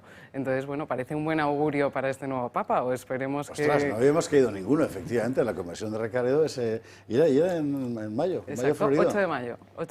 O ¿Te sea, cuentas tú? hace 1436 años nació España. Y ya que lo saca Gabriela, si quiere usted más información, mi libro Visigodos cuenta esta historia, entre otros. Libro que fascinó a Alejo Vidal Cuadras. ¿Qué tal? Muy buenas noches, Alejo, ¿cómo estás? Sí, el libro de nuestro presentador sobre los visigodos, debo decir que es tan completo que una vez lo lees, no tienes muy claro qué pasó con los visigodos. Porque, o sea, es tal la cantidad de información. Y debo decir que eran tales los líos que tenían los visigodos. Y los nombres. Y los nombres. Es que ese es el gran problema. Al final, bueno, Claro. sí, una idea te haces, pero desde luego le felicito porque... Si se llama Pepe, es fácil, la gente se acuerda, pero Childerico Sí, no, es no. lo que tiene. Pero bueno, ¿qué tal, a Alejo? ver, Buenas noches. hay una escena de la historia de la Iglesia y de la historia de España, que en aquellos tiempos en que en las escuelas, en el bachillerato, se aprendía algo, que tiempos, ¿verdad?, tan añorados, pues me acuerdo que en la escena de cuando Recaredo se convierte, ¿no?, y le dice, el obispo le dice, baja la cabeza, sicámbolo, quema lo que adorabas, adora lo que quemabas. Qué bonito, ¿eh? Es fantástico, ¿no? Es una frase para esculpirla en mármol, ¿no? Baja la cabeza, quema lo que adorabas, adora lo que quemabas. Y el otro, de rodillas, humillado, o sea, fantástico. Estoy pensando en hacérselo a Sánchez un día en las Cortes, eso. ver a Sánchez así. Quema lo que adorabas y adora lo que Es una metáfora, hay que entender que es un... Estamos hablando... Bueno, la noticia del día, evidentemente, además que seguro que tenéis vuestra perspectiva sobre el asunto, es la designación de nuevo Papa, León XIV, el cardenal Prevost Martínez, y me gustaría saber cuál es vuestra impresión. Después de lo que hemos oído, que de momento son fundamentalmente los análisis, ¿cómo decir?, pedestres de la mayor parte de los medios de comunicación. ¿A vosotros qué pálpito os da? Y no seáis bien quedas, quiero decir, contad la verdad, joder. Bueno, a ver. Bueno, seáis bien quedas, venga. Vamos a ver. El Papa, pues, acaba de ser elegido. Lo único que ha hecho es hacer el famoso discurso desde el balcón para ser aclamado por los fieles y, bueno, ese discurso siempre da una pista, ¿no? Entonces, por lo que yo he escuchado del discurso, él habla de Cristo como puente, es decir, que Cristo, una figura inabarcable, pues puede ser vista desde muchísimos ángulos, ¿no? Él dice como puente. Esto ya nos da una visión, ¿no? Como puente. Y a continuación hace un elogio del diálogo, ¿no? El diálogo. Entonces, a mí, todos aquellos que hacen grandes pronunciamientos a favor del diálogo, siempre, no sé, me inquietan un poco, ¿no? Porque yo, más que el diálogo, me hubiera gustado que hubiera sentado alguna base fundamental sobre la doctrina, ¿no? Sobre la fe. Pero, bueno, el puente, el diálogo, eso es una cosa imprecisa, ¿no? Una cosa imprecisa. Y después, bueno, pues ha manifestado una gran atención, preocupación por los pobres, cosa que sin duda le honra, porque el cristianismo pues es una doctrina fraterna, donde los seres humanos se ayudan unos a otros, por consiguiente, pero, a ver, a mí nunca me ha gustado lo que se llama el pobrismo. Es decir, ser pobre no es un mérito, es una desgracia. Una desgracia. Que si es fruto de la injusticia, de la opresión, pues debe ser combatida, ¿no? Entonces, eso está claro, ¿no? Pero digamos, hacer de la pobreza un mérito va contra los mecanismos que crean la riqueza en el mundo. Ya, pero eso es una perspectiva, como decir, civil, política. Bueno, pero luego tienes el sermón de la montaña, y bueno, eso sí, es una cuestión importante. Y entonces, claro, esto está muy analizado. Entonces, los mecanismos que crean riqueza y sacan a la gente de la pobreza, pues el Papa debería también elogiarlos, ¿no? En cambio, pues siempre estamos con este cierto pobrismo que a mí pues no me acaba de convencer, ¿no? Está bien eso, sí, porque una cosa es efectivamente lo bienaventurados sean los pobres y otra cosa es producirlos, que son dos cosas por poner un matiz, claro. el Sermón de la Montaña habla de los pobres de espíritu, que tiene otra profundidad. Bueno, no vamos a entrar ahí porque entonces ya nos dispersamos. No, pero quizás sí que deberíamos entrar ahí porque me parece muy interesante. Enseguida os doy la palabra, perdóname, es solo un inciso porque me gustaría mucho volver a este asunto, porque precisamente eso se ha convertido desde hace muchos años en una especie de tendencia permanente en el discurso eclesiástico que me parece que confunde enormemente las cosas. Es decir, que la caridad, la misericordia, etcétera, es un valor en sí y evidentemente se profesa hacia quien lo necesita. Lo necesita. Pero de eso a alentar los sistemas que producen esa situación, hombre, en medio un trecho importante, claro. Gabriela, Ignacio.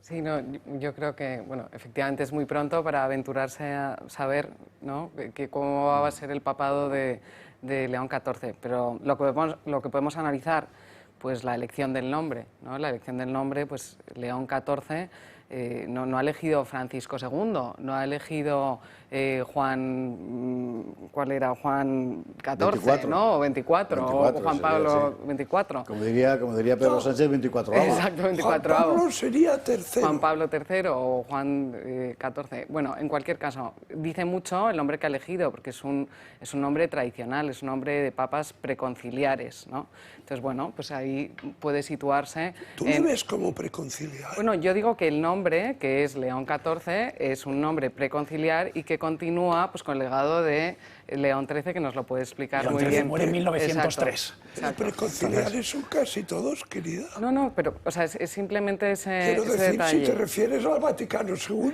Luego- si te refieres al Concilio de Nicea, no, claro. Claro, no. Pero Al si te Concilio refieres Vaticano al Vaticano II, sí. II, prácticamente todos los nombres son preconciliares. Claro, Creo que pero todos han dicho hemos nombres- entendido todo lo que ha A lo dicho. que se refiere es que el No, nombre... yo es El que nombre lo en hago- sí, que es yo- del, o es que me Clemente, gusta hostigarle. que es un nombre tradicional. ¿En qué más cosas Claro. podemos analizar? Pues la vestimenta. Oye, pues no ha La salido como muceta, ha Francisco salido con la II. muceta. La muceta y la sí. estola. Exacto. Muy importante. Efectivamente. Entonces, ha hablado en español, cosa que no hizo tampoco Francisco. Y eso que era nativo. Y eso que era nativo. Es decir, hay una serie de elementos en cuanto al discurso. Tú dices, ha hablado de puentes, se refería más a tender puentes. Oye, no se nos olvide que el Papa es el romano pontífice. Ciertamente. Pues, efectivamente, entonces, oye, tampoco nos llevemos las manos a la cabeza porque habla de tender puentes entre Dios y los humanos, ¿no? Entonces, lo siguiente, oye, si se ha referido al Papa Francisco, pues obviamente el Papa Francisco acaba de morir hace un par de días, pues es una deferencia también referirse al Papa Francisco. Yo creo que hay que dar un voto de confianza, hay que ver por qué línea se va a mover este nuevo Papa, y a mí me ha encantado el rezo del Ave María, y ha hecho referencia a una advocación de la María Pompeya, que es como la Virgen del Rosario, que es también una advocación muy tradicional. Entonces, bueno, es todavía pronto, pero yo creo que, oye, que hay que darle su voto de confianza. Yo reconozco que a Prevost le he conocido hoy y no sabía absolutamente nada de él. Y aventuro que tampoco ninguno de vosotros, la verdad. Yo creo que no era un cardenal como papable. Aunque luego cuando he googleado, lo reconozco, sí que aparecían noticias de los últimos días que le designaban como posible candidato. Dicho lo cual, como la prudencia es una virtud, yo la verdad que prefiero esperar, ir viendo. Lo que sí que me gustaría es que ninguna tendencia política al final intentara utilizar la figura del papado. Yo creo que el Papa se enfrenta ahora a retos tremendos, muy importantes. La secularización tremenda de la sociedad. Es un asunto vital. También lo que la gente piensa de la Iglesia Católica. Yo no tengo muy claro que realmente en Occidente, que ha sido cristianizada y que hay que recristianizar de alguna forma, tenga conciencia realmente de los dogmas, de la doctrina, es decir, el ideario, por así decirlo, de la Iglesia Católica, que llamamos doctrina de acuerdo con el catecismo. Las relaciones con el Estado, que es el asunto crucial para lo que nos dedicamos a la política, es decir, las tensiones Iglesia-Estado y cómo desde Roma se van a afrontar las diferentes cuestiones. Nosotros tenemos aquí un tema muy importante, como por ejemplo el Valle de los Caídos, que de los cuales hemos hablado sobre este tema largo y tendido en las últimas semanas.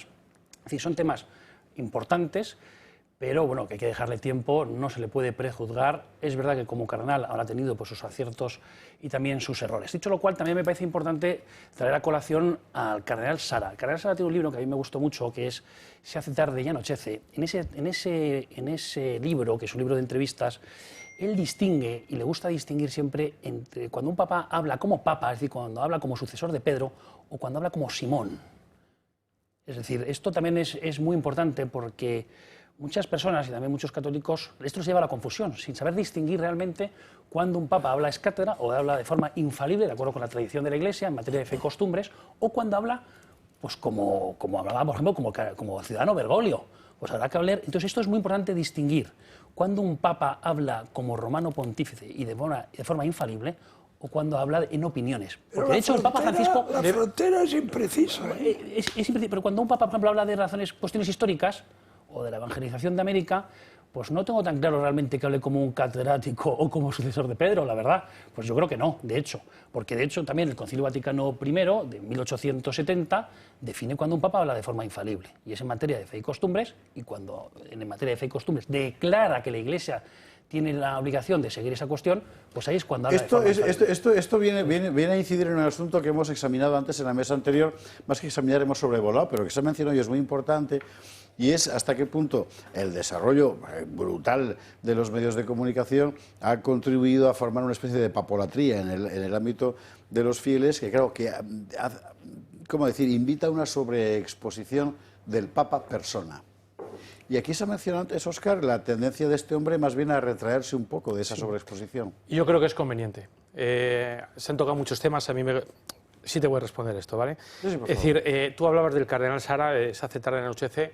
Para mí ese libro es extraordinario. Yo recomiendo a todos los espectadores que lean toda la obra de Sara, que tampoco tiene tantos libros, tiene 5 o 6, y a cuál mejor. Pero hay otro que recomiendo obviamente, que es Dios o nada.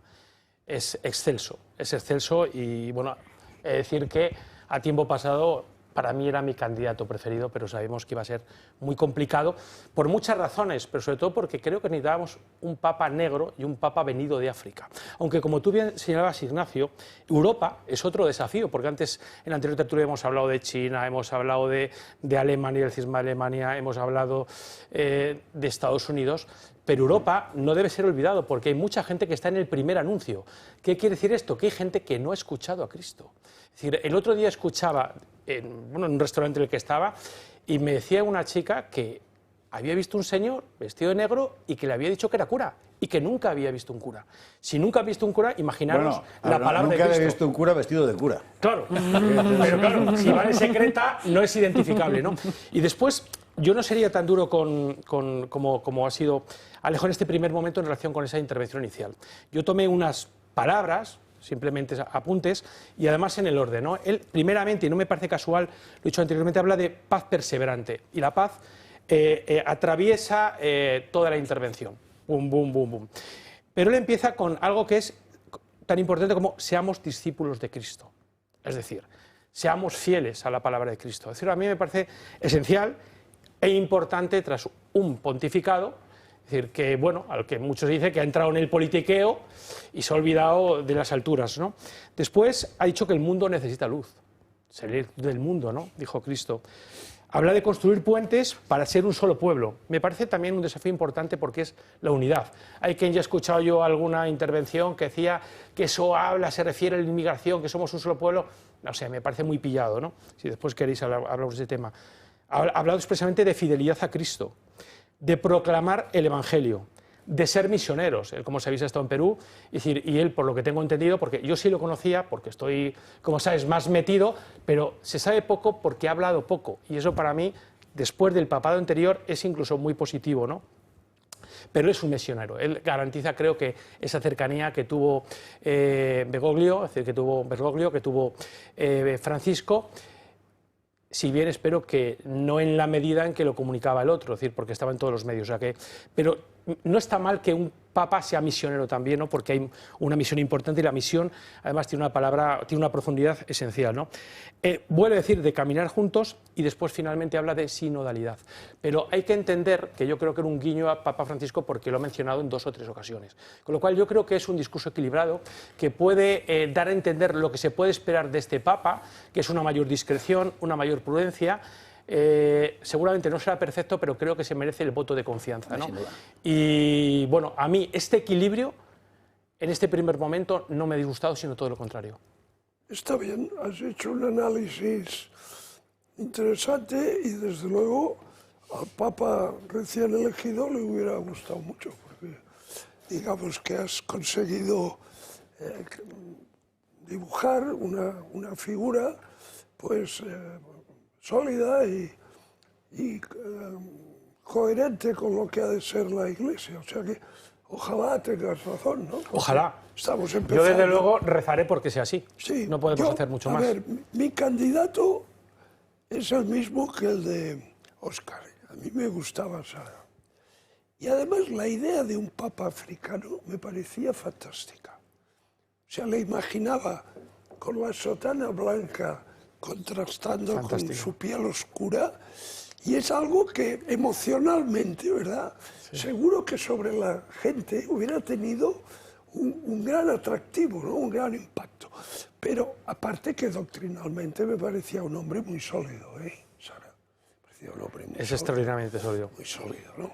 Entonces el Papa anterior, Dios lo tenga en su gloria, pues, hombre, era un Papa que era de izquierdas, vamos, o sea, sí, o sea, no, ¿para qué nos vamos se ha arrogado a ese Papa como su... con tonterías, ¿no?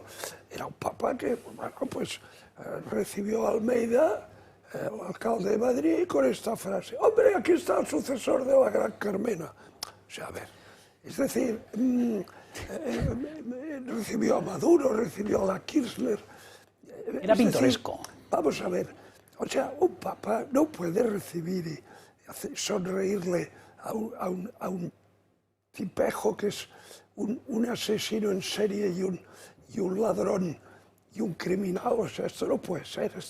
Esto, vamos, yo no sé si León XIV los puentes los entiende así, espero que no, ¿no? Entonces, un Papa hostil a España, muy hostil a España, un Papa argentino que en su primera aparición no quiere hablar español, que es la lengua de 600 millones de personas, de la nación que más ha contribuido, o de las que más ha contribuido a la propagación de la fe, con enorme sacrificio de vidas y de recursos, incluso demasiados recursos. Entonces, claro, yo no le puedo tener simpatía, ¿qué queréis que os diga?, a Francisco. O sea, era un Papa que prodigaba señales de ser parcial.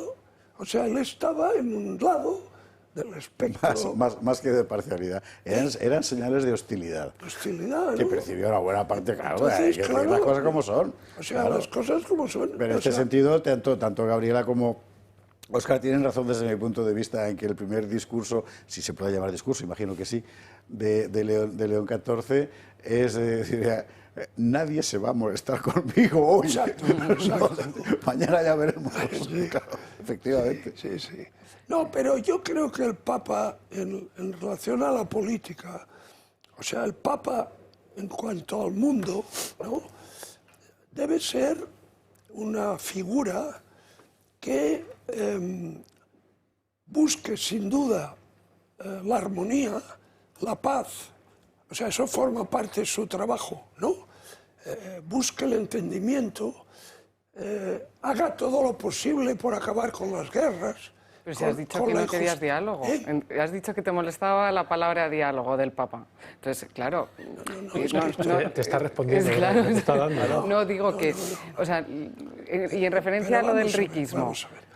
Al riquismo. O sea, el riquismo, o sea, yo creo que todo el mundo entiende pero vamos a ver, que el Jesucristo... diálogo muchas veces es la excusa para no hacer nada. Y además, el diálogo con según quién no procede, porque según quién sea el interlocutor, lo que hay que hacer es derrotarle, no hay que dialogar con él, ¿vale? Estoy pensando, por ejemplo, en Corea del Norte, en Cuba, en Venezuela, en Irán. No hay diálogo posible. O sea, podrá haber, bueno, pues un cierto contén por cuestiones económicas o geoestratégicas, pero vamos, es que... No entiendo yo tanto en todo caso, perdóname Alejo que te complemente, como decían aquí, no que te interrumpa, el diálogo en ese contexto. Me parece, y no sé si es más positivo o menos, que hay que plantearlo en la cuestión específicamente religiosa. Claro. Y eso Exacto. es otro mundo, Eso es otro mundo. Y es otro mundo muy complicado. O sea, si él se refiere al diálogo con la Iglesia anglicana, el diálogo con la Iglesia ortodoxa, el diálogo oriental, con el Islam, el diálogo con no sé qué, eso es un mundo peliagudo. El diálogo con el Islam, bien, si es para llevar al Islam por el buen camino, ¿no? Pero bueno, ese diálogo ya es más difícil. A mí lo que me parece muy injusto es que de unas referencias al diálogo o a trazar puentes ya se le vea que es un papa Un defensor blandito. del pobrismo Sí, que es un encima. blandito. Hay que entender el marco. Es decir, es una primera intervención, está iniciando un pontificado que por lo menos dura 10, 12, 15 años. Pero es un Y papa no joven. puede concretar, no puede ir Por al supuesto. detalle, sino que es un marco general y hay que entenderlo como es. Y otro aspecto que me gustaría señalar es que hablamos antes de la papolatría. Es decir, cuando el Papa está sobreexpuesto, que creo que es lo que decís anteriormente, pues al final uno tiende a la papolatría. Es decir, no, la fidelidad la tenemos con la Iglesia. Al Papa hay que referirse siempre con el respeto que merece porque es la cabeza de la Iglesia. Es decir, pero no debemos confundir tampoco. Es decir, el Papa, como tú bien decías, Ignacio, es falible en lo que es falible y en otras cosas no lo es. Es decir, y yo lo que me he encontrado en muchos católicos respecto a Francisco es que no le podías criticar mínimamente porque si decías algo que desentonaba con lo que él señalaba, es que eras muy crítico con Francisco. Y no podemos caer en eso. Tiene que haber una cierta libertad, que podamos respirar también los católicos, ¿no? O sea, que eso para mí me parece importante. Y otro desafío que tiene son las vocaciones sacerdotales, que no es menor porque sin sacerdotes la Iglesia no tiene sentido. Y ahora mismo lo que está señalando es que tienen que venir de África. Se dice que en 20 años prácticamente el 70%, 80% de los sacerdotes que hay en Europa serán africanos. Es decir, con lo cual ahí hay un drama, ¿no? Pero sobre todo decir, tenemos que evitar eso, caer Y en la muchos iberoamericanos también. Sí. Bueno, pero fíjate una cosa, yo estuve visitando esta semana pasada la Catedral de Palencia, ¿no?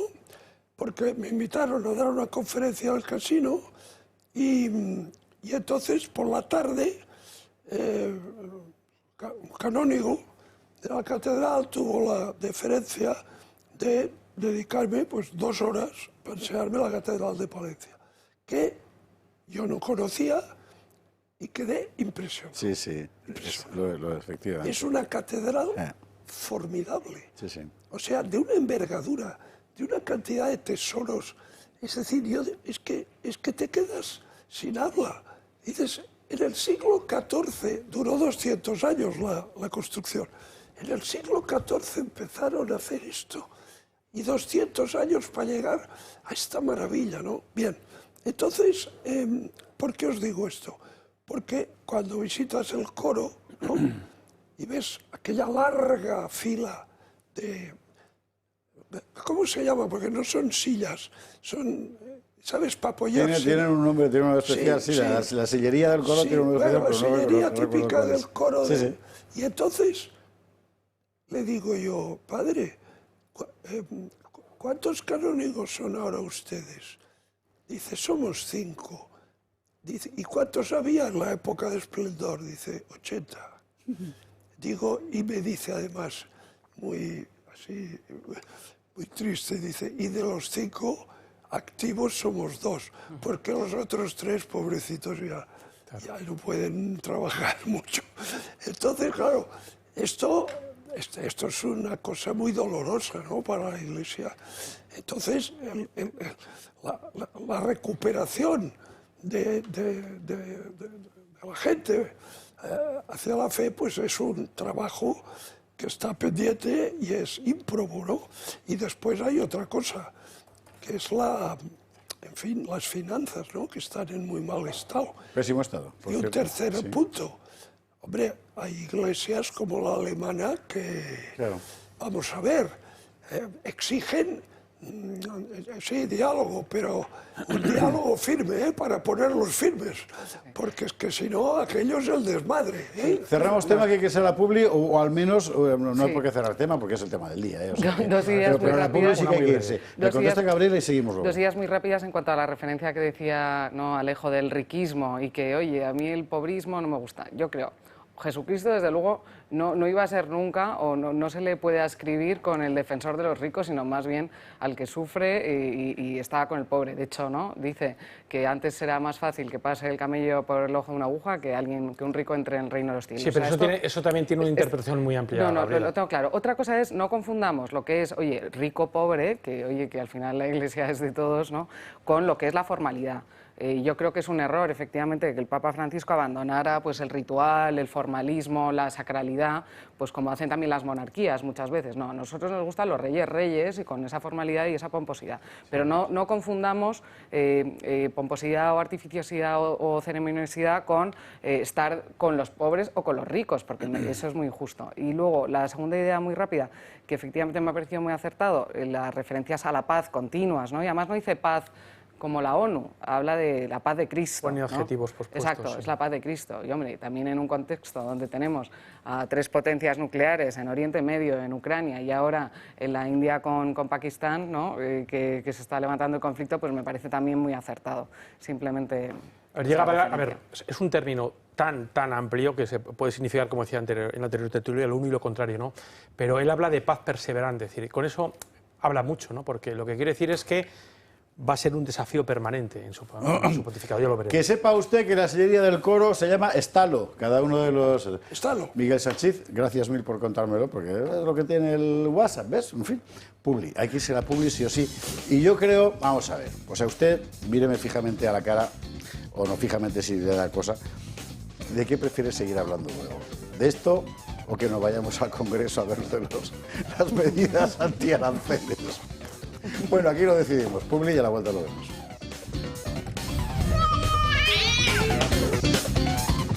...22 en Canarias y Habemus Papam, como usted bien sabe, y aquí estamos glosando la cuestión y de paso hablando de la circunstancia general de eso que se llamaba antes la cristiandad y que ahora pues es complicado saber cómo se llama. 2 cosas. 1, la noticia del nuevo Papa nos ha pillado grabando El gato de mañana.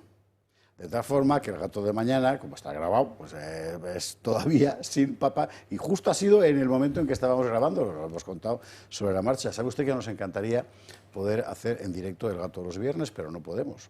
No podemos porque no tenemos recursos para pagar 2 equipos técnicos, porque esto no es solo la gente que usted ve, es toda la gente que está ahí detrás trabajando y trabaja muchísimo. ¿Esto cómo se arregla?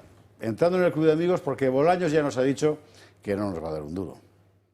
Así que 916162464. Por otra parte, hoy la noticia del Papa ha sorprendido a los amigos del club en la conferencia de Paco Pepe Fernández de la Cigoña, precisamente sobre el nuevo Papa, de tal forma que ha podido vivir en directo todo, con Paco Pepe explicándoselo allí lo que iba ocurriendo. La semana que viene tenemos nueva sesión del curso de Historia de España, vamos a hablar de por qué fracasó la Segunda República. Y la semana siguiente, o sea, no esta, sino la siguiente, tenemos la sesión especial con Marcelo Gullo, que viene a hablar con los amigos del club sobre lo que fue la España virreinal, que es una cosa, precisamente el ejemplo mismo de lo que era una civilización cristiana. Usted compare, o sea, 300 años de España virreinal comparado con lo que estaba pasando en Europa, una balsa de aceite. Había alguna rebelión indígena, había una guerra entre españoles, ese tipo de cosas, pero bueno... En Europa, del siglo XVI al siglo XIX, son 3 siglos de sangre sin parar. Y aquello era, en fin, ¿cómo fue posible eso? O sea, es un auténtico prodigio de supervivencia política que vamos a tratar de explicar. El oasis del virreinal, ¿no? Totalmente. Vamos a hablar de esto y de cómo funcionaba. 2, que no quiero dejar de contarlo. Después del asunto del apagón hay mucha gente que ha llamado diciendo, oiga, ¿y eso de Comunidad Solar cómo funciona? Claro, pero les recuerdo que a nosotros lo que siempre nos ha llamado la atención de Comunidad Solar es que no es solo un producto comercial, que estaría muy bien, es que además están pensando permanentemente en cómo hacer que usted saque beneficio personal, directo. Ya sea convirtiéndose usted en productor de luz, además de consumidor de luz, que es lo que consiguieron pues con el autoconsumo remoto, etcétera, o bien optimizando, perdón por el verbo, al máximo las posibilidades que le brinda usted la tecnología y en concreto las baterías. Tenga usted o no energía solar en casa, porque las baterías acumulan lo mismo y te permiten, por ejemplo, tirar del acumulador cuando más cara es la factura, las horas más caras, lo cual está francamente bien, y si encima la luz se va por el puente pues y por toda y o por la señora Gessen o por lo que sea, tirar de ahí. Y las ofertas son francamente buenas. Yo le invito a que usted entre en la web o que llame y que consulte y que haga cálculos, porque está francamente bien. Comunidadsolar.es o el 980 28 12. Estamos hablando de la elección del nuevo Papa y de lo que significa para la Iglesia. Estoy sacando un montón de ideas interesantísimas, muy buena parte de ellas además definidas a contrario de lo que ha significado el pontificado de Francisco, claro, que desde muchos puntos de vista ha levantado muchas críticas dentro de los propios fieles. Yo añado un nuevo elemento en la mesa y luego vosotros ya seguís por aquí. Cuando habéis citado aquí en el lado izquierdo de la mesa al cardenal Sara, era muy interesante porque había un montón de comentarios de gente que decía, bueno, lo lógico es África, claro, un papa africano. Y decía un vaticanólogo de estos expertos, no, que esos son todos muy de derechas. Claro, porque es el lugar donde está realmente la guerra. Es decir, ahora mismo la gran batalla por mantener la fe está en África porque los están matando. Sí. Porque los están matando. Y el otro día leía, perdóname, con esto termino de dibujar el asunto que os quería poner en la mesa, leía un artículo de un buen amigo bretón de la Bretaña francesa, de la Bretaña, porque ellos se molestan mucho si dices Bretaña francesa, Balbino Katz, en Brains Info se llama, donde estaba contando el fenómeno, no tan asombroso, pero en fin, de conversiones masivas, proporcionalmente, al catolicismo por parte de jóvenes franceses, que no se convierten al catolicismo de Francisco, se van al mundo tradicional absolutamente. Y decía una frase que me encantó, que es que el catolicismo que buscaban era aquel que santificaba las batallas, bendecía las vendimias y temía el infierno. Es decir, el catolicismo tal cual, que es el que ha construido la Catedral de Arejo en Palencia, porque es ese mundo, claro, un mundo que se toma 200 años en levantar una canción a Dios, que eso es al final, esa sinfonía de piedra que es una catedral, ¿no? Sí. No, y sobre todo el contraste, uno imagina lo que debería ser Palencia en 1320, que no creo que fuera una urbe populosa, ¿no? Y que esa gente, solo con esa voluntad, ese esfuerzo, ese sacrificio, o sea, sin poca ayuda de la corona, o sea, acaba edificando esa maravilla, ¿no? Entonces, uno se da cuenta de que nuestra civilización, la civilización occidental, que en muy buena medida, bueno, aparte del legado clásico greco-romano y la Ilustración, pero en gran medida ha sido forjada por el cristianismo, ¿no? Y se da cuenta de la formidable grandeza, ¿no?, espiritual y también material, ¿no?, de esa civilización. Entonces, cuando ves ahora que esa civilización extraordinaria está siendo socavada por dentro, por sus propios integrantes, ¿no? Es decir, véase el gobierno Sánchez, ¿no?, por poner un ejemplo, pues es tan triste, tan decepcionante. Efectivamente. Es tremendo, ¿eh? Por eso hemos empezado hoy el editorial del programa recordando algo de León XIII que no se recuerda habitualmente. No solo es efectivamente el Papa del cambio de siglo, el Papa de las encíclicas sociales, es también el Papa que tuvo esa visión sobrecogedora del infierno y del demonio que le pide a Dios 100 años para apoderarse del mundo. Y de la convicción de que no lo haría. Es una cosa muy interesante. Una cosa sorprendente que le puede sorprender a mucha gente es que el Papa Francisco, porque también hay que poner las cosas sobre la mesa, ha sido el Papa que seguramente haya hablado más explícitamente del demonio y en más ocasiones. Sí, eso hay que decirlo también. Pero por tomar el testigo que nos has prestado antes, José Javier, el cardenal Sara es algo más que el cardenal Sara. Es solo un exponente, es el más visible, de lo que ahora mismo está sucediendo en África. Ahí está germinando una iglesia muy radical, pero radical en el sentido etimológico del término, ¿no?, de ir a la raíz. Es decir, lo que se está apreciando, por lo menos es un juicio personal, y no quiero que trascienda de ello, en Europa es la sensación que yo tengo, es que muchas de aquellas órdenes que generaron, como tú bien dices, Alejo, esa cultura cristiana, es decir, han olvidado, es decir, los principios fundacionales. No quiero mencionar ninguna, es decir, pero, por ejemplo, sí, la puedo mencionar, la de Francisco. Es decir, ¿qué tiene que ver lo que dicen los jesuitas de hoy, que promueven muchos de ellos, el tema homosexual, el tema de las mujeres sacerdotes, es decir, con lo que podía decir San Ignacio de Loyola o San Francisco de Borja o San Francisco Javier? Absolutamente nada. Y lo que ves es que, por otra parte, también en Europa y también en España están surgiendo congregaciones muy frescas, muy fuertes, muy sólidas, y radicales en cuanto van a la raíz, que cada vez tienen más vocaciones. Y eso también hay que aplaudirlo. Gabriel e Ignacio, cerramos temas, parece, y vamos a la política nacional, ¿o preferís que no? Yo lo que vosotros queráis. Sí, bueno, vamos a la política. Venga. Bueno, pues... A ver, es que, claro, cuando hablamos de doctrina de la Iglesia y a la vez mezclamos con cardenales, o sea, yo a priori pienso que todos los cardenales de la Iglesia Católica creen en la doctrina de la Iglesia. Sí que es cierto que la historia de la Iglesia también nos demuestra que muchos pontífices, en nada que han llegado a ser sucesores de San Pedro, han cambiado de ideas que tenían previamente cuando eran cardenales. Estoy pensando ahora mismo en Pío IX. Pío IX, que fue el predecesor de León XIII, fue un papa que hizo condenas muy severas, por ejemplo, en el Sílabus, o la Quanta Cura, que son dos encíclicas que también recomiendo a todos los telespectadores, que viene a decir que el Papa no debe conciliar con el mundo moderno. ¿Qué significaba en esos momentos el mundo moderno? Pues hay que decirlo, la Ilustración y el liberalismo. El liberalismo político fue condenado por Pío IX. Entonces yo, más allá de esa anécdota, lo que quiero decir es que hay que esperar, que tenemos que ver un poco por dónde sale el Papa León XIV.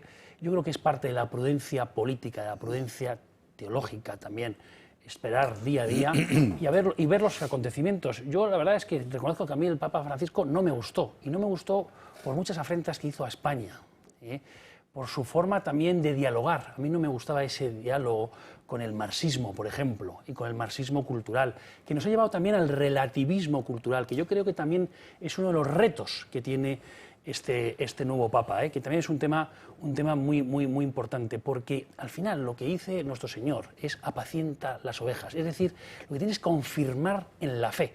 Y hay mucha gente que durante el papado de Francisco pues ha visto titubear su fe, porque dice, oye, que a mí me enseñaron esto en la escuela, y de repente no sé por qué estamos cambiando. O sea, ¿por qué? Porque la doctrina se puede cambiar o no se puede cambiar. Esa es una gran pregunta. Es decir, ¿la Iglesia puede ordenar mujeres? Pues no, pero es que lo ha dejado definido Juan Pablo II también en una encíclica, y además de forma infalible, diciendo que la Iglesia no tiene potestad de cambiar esto. Es parte de la propia naturaleza de la Iglesia Católica.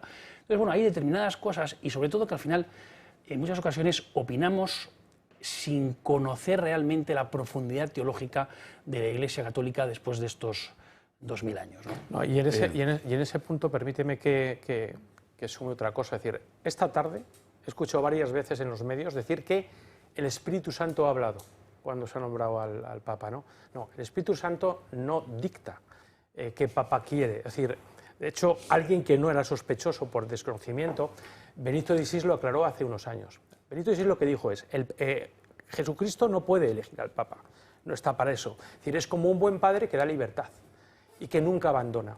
Dice, ¿en qué se manifiesta la libertad? Pues, oye, el Espíritu Santo te sopla y después tú puedes entenderlo como quieras, ¿no? Es decir, pero no te abandona en el sentido de que no genera catástrofes. Tú estabas hablando de Francisco, pero Francisco no ha generado una catástrofe en el seno de la Iglesia, ¿no? Y él ha dicho incluso, hay muchos papas que no merecieron ser papas. Cerramos tema, sí. Gabriela, y vamos a la política nacional. Por último, o sea, con sus virtudes y con sus errores, Francisco al final no cambió la doctrina social. No estaba hablando de ordenar mujeres, está hablando de, oye, ¿por qué una mujer no puede ser rectora de una universidad pontificia? ¿Acaso eso, claro, o sea, ¿acaso eso quedó definido en algún texto? No. De hecho es bueno. Claro, y de hecho es bueno. Yo creo que la unidad de la Iglesia además pasa por el encuentro del hombre y la mujer de forma fecunda. O sea, quiero decir que no nos llevemos las manos. A mí me ha gustado la referencia que ha hecho expresa hombres y mujeres la Iglesia. Oye, pues no me parece que pueda herir a nadie esa referencia expresa. También ha hablado del mal, que ha dicho, oye, el mal no prevalecerá. O sea, la idea del mal y el bien, y recta y solvente. No sé, hay algunas referencias que yo creo que se han malinterpretado también del Papa Francisco, como que, bueno, que va a casar a la gente de diferentes orientaciones sexuales o que las mujeres van a ser sacerdotisas. Y no creo que tampoco sea justo. ¿Por qué te has puesto de morado hoy? No sé, porque como estoy morena... Bueno, 23:35. Hay que ir al Congreso necesariamente, aunque solo sea para completar la información del día y ver la cuestión de los famosos aranceles. Desde mi punto de vista es la mayor payasada que puede hacer un gobierno, lo que ha hecho hoy el gobierno español, pero esto tampoco nos puede extrañar. Vamos a ver cómo nos contaba Marín Vallejo la idea fundamental del gobierno Sánchez sobre este asunto. El pasado 8 de abril, el Consejo de Ministros aprobó un decreto antiaranceles tras los anuncios comerciales de Donald Trump. Pero estas medidas luego tienen que pasar por el Congreso para poder ser votadas. Ese paquete recoge los primeros 7.720 millones de euros de un total de más de 14.000 que el Gobierno ha prometido movilizar. ¿Con qué objetivo? Pues para dar seguridad a los trabajadores y a las empresas e impulsar su reconversión. De esos más de 7.000 millones de euros, 5 se van a destinar a una línea de avales ICO. Se hace con el fin de atender las necesidades de liquidez y como apoyo de posibles procesos para reconvertir aquellas empresas que vayan a tener una relación directa o indirecta con el comercio estadounidense. Esta medida también contempla reforzar el Fondo para la Internacionalización de la Empresa, que contará con un fondo de 720 millones de euros. Se va a activar también otro de 2.000 millones para el apoyo de las exportaciones españolas. Con todo esto, el Gobierno espera compensar el impacto que podrían tener los aranceles a las empresas de nuestro país.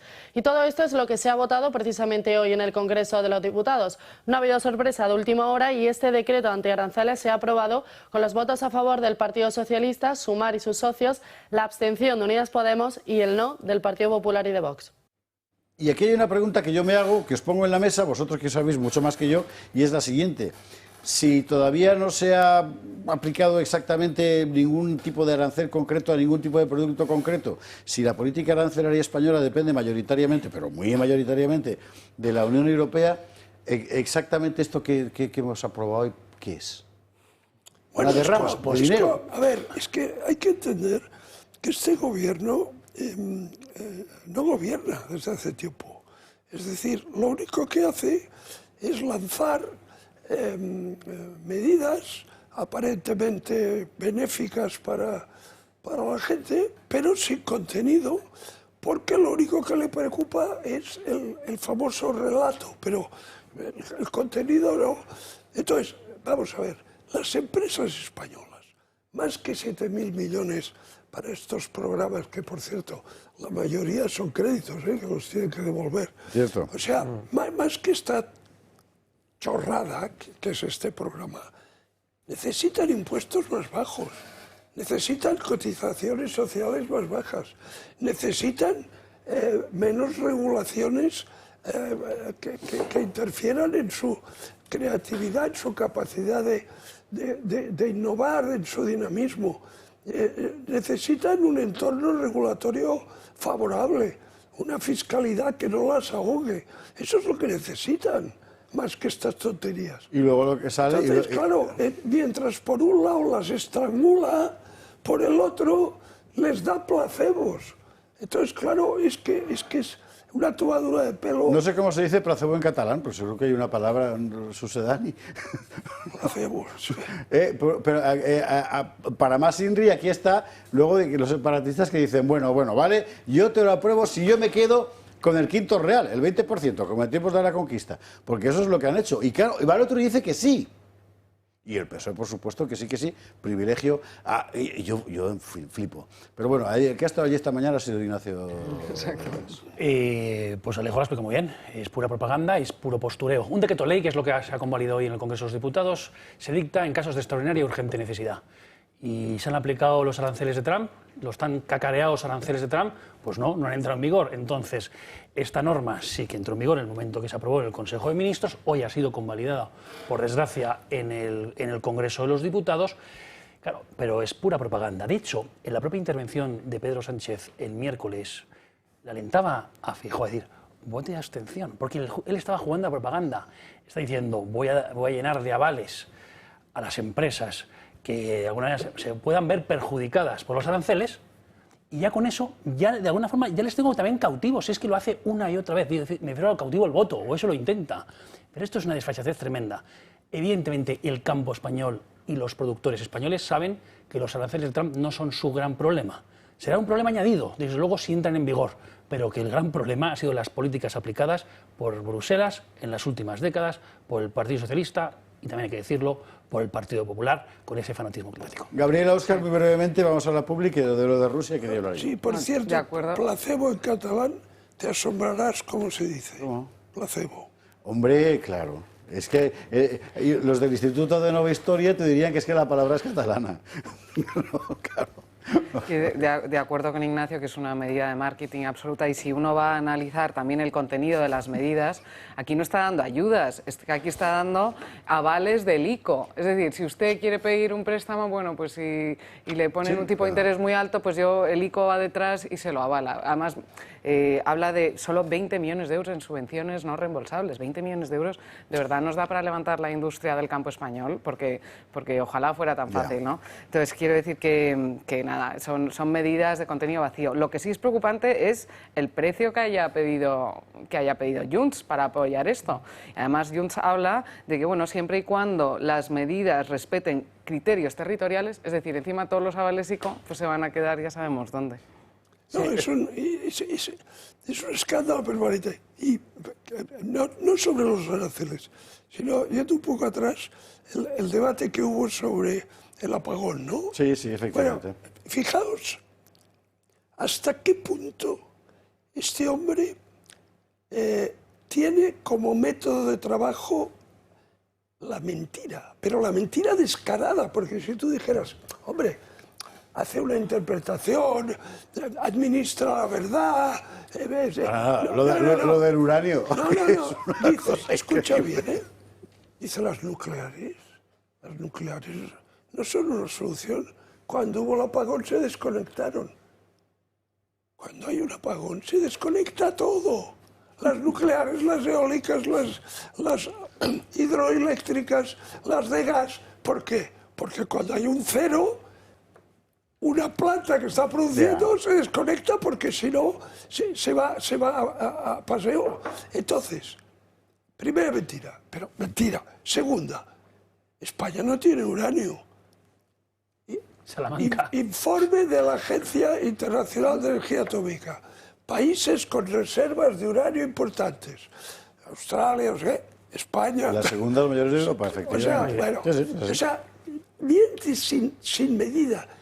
Y tercero, la explotación de minerales radioactivos está prohibida por ley socialista.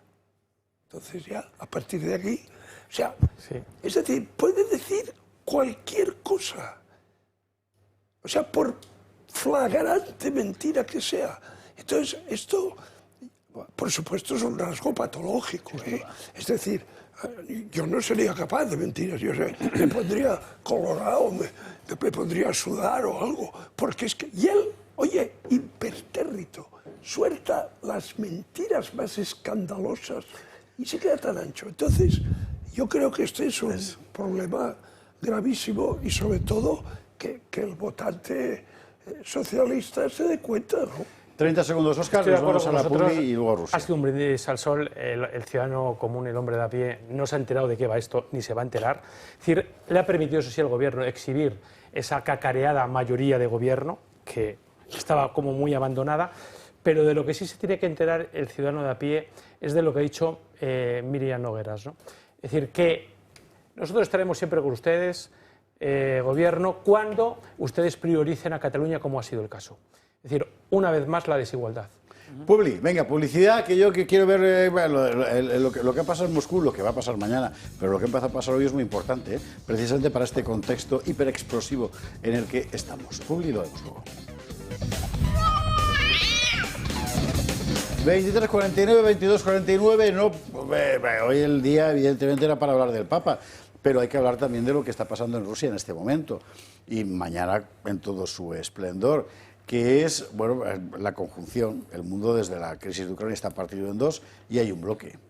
Y si alguien esperaba que Rusia se quedara sola, pues evidentemente no lo ha conseguido.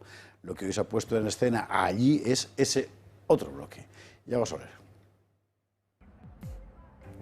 Moscú se prepara para celebrar los 80 años del fin de la Segunda Guerra Mundial, una ciudad que vivirá un desfile militar en unas horas, pero que en estos momentos es una pasarela diplomática. El líder chino y ruso se reúnen para, dicen, crear una amistad más allá de cualquier choque de intereses y firman un documento que les lleva a una estabilidad estratégica global. Ambos mandatarios aseguran querer combatir el matonismo mundial, una referencia a Estados Unidos.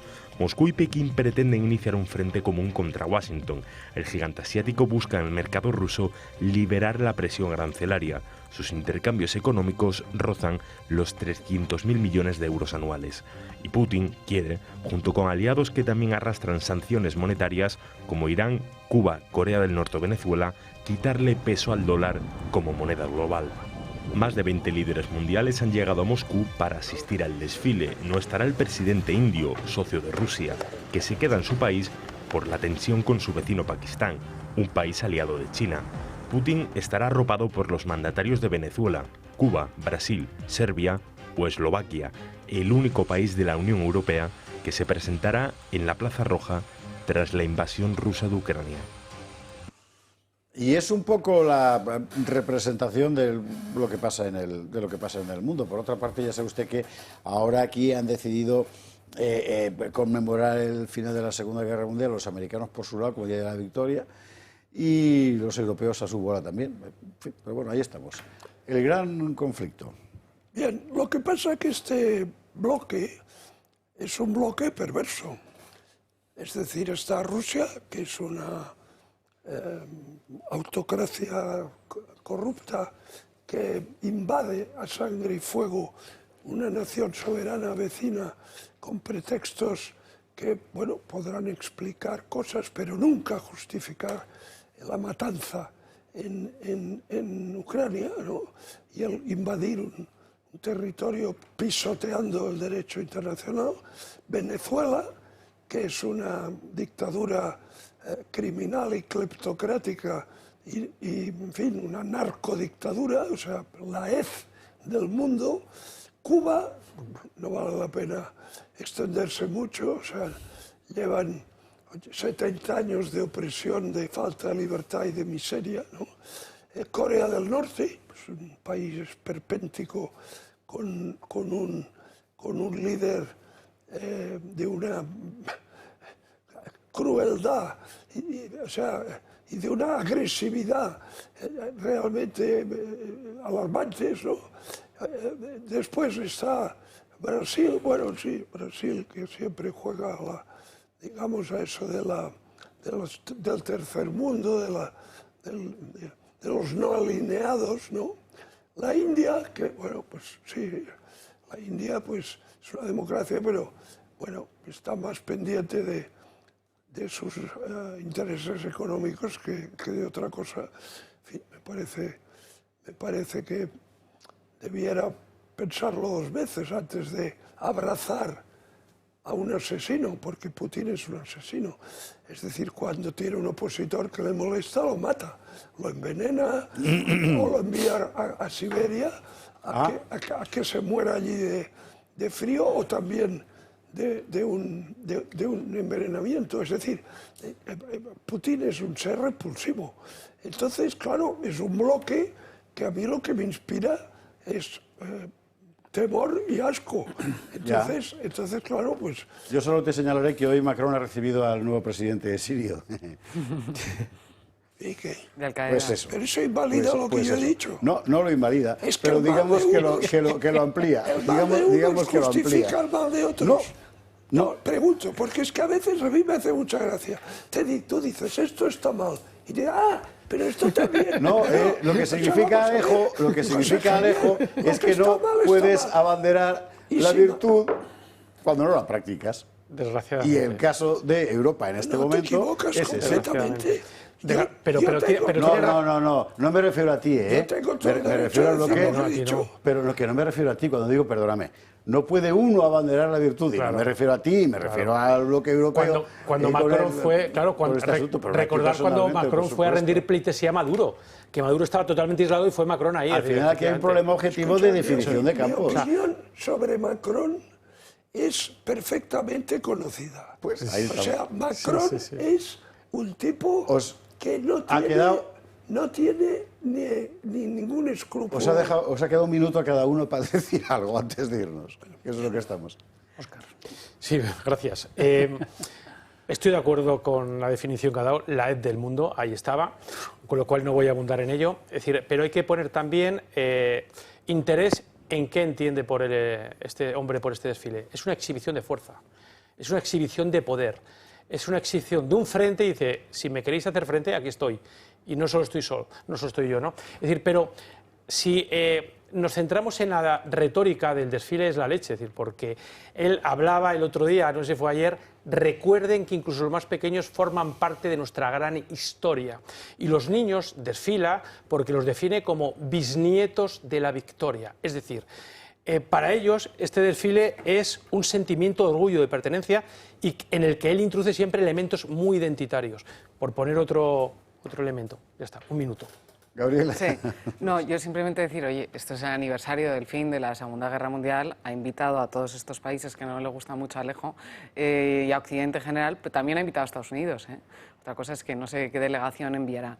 Yo lo que creo que, hablando en interés para nosotros, desde España o a nivel de Occidente, no nos interesa lanzar a Rusia a los brazos de China. Eso lo ha entendido perfectamente Trump. Eso sería letal para Occidente, potencia nuclear. Entonces, si estamos todo el día al boicot más absoluto y lanzándole al aislamiento, pues mal nos va a ir. Lo vemos lo vi el otro día hasta en el máster de tenis. Es que los jugadores rusos no pueden poner su bandera. A mí me parece, no sé, una humillación en exceso. En el máster de tenis de Madrid, los jugadores rusos no pueden poner la bandera rusa en su tal. Exacto. ¿Por qué? Porque son rusos. Hay un boicot, porque si eres ruso es persona non grata para Occidente. Hay sanciones Rusia está sancionada. Ridículas.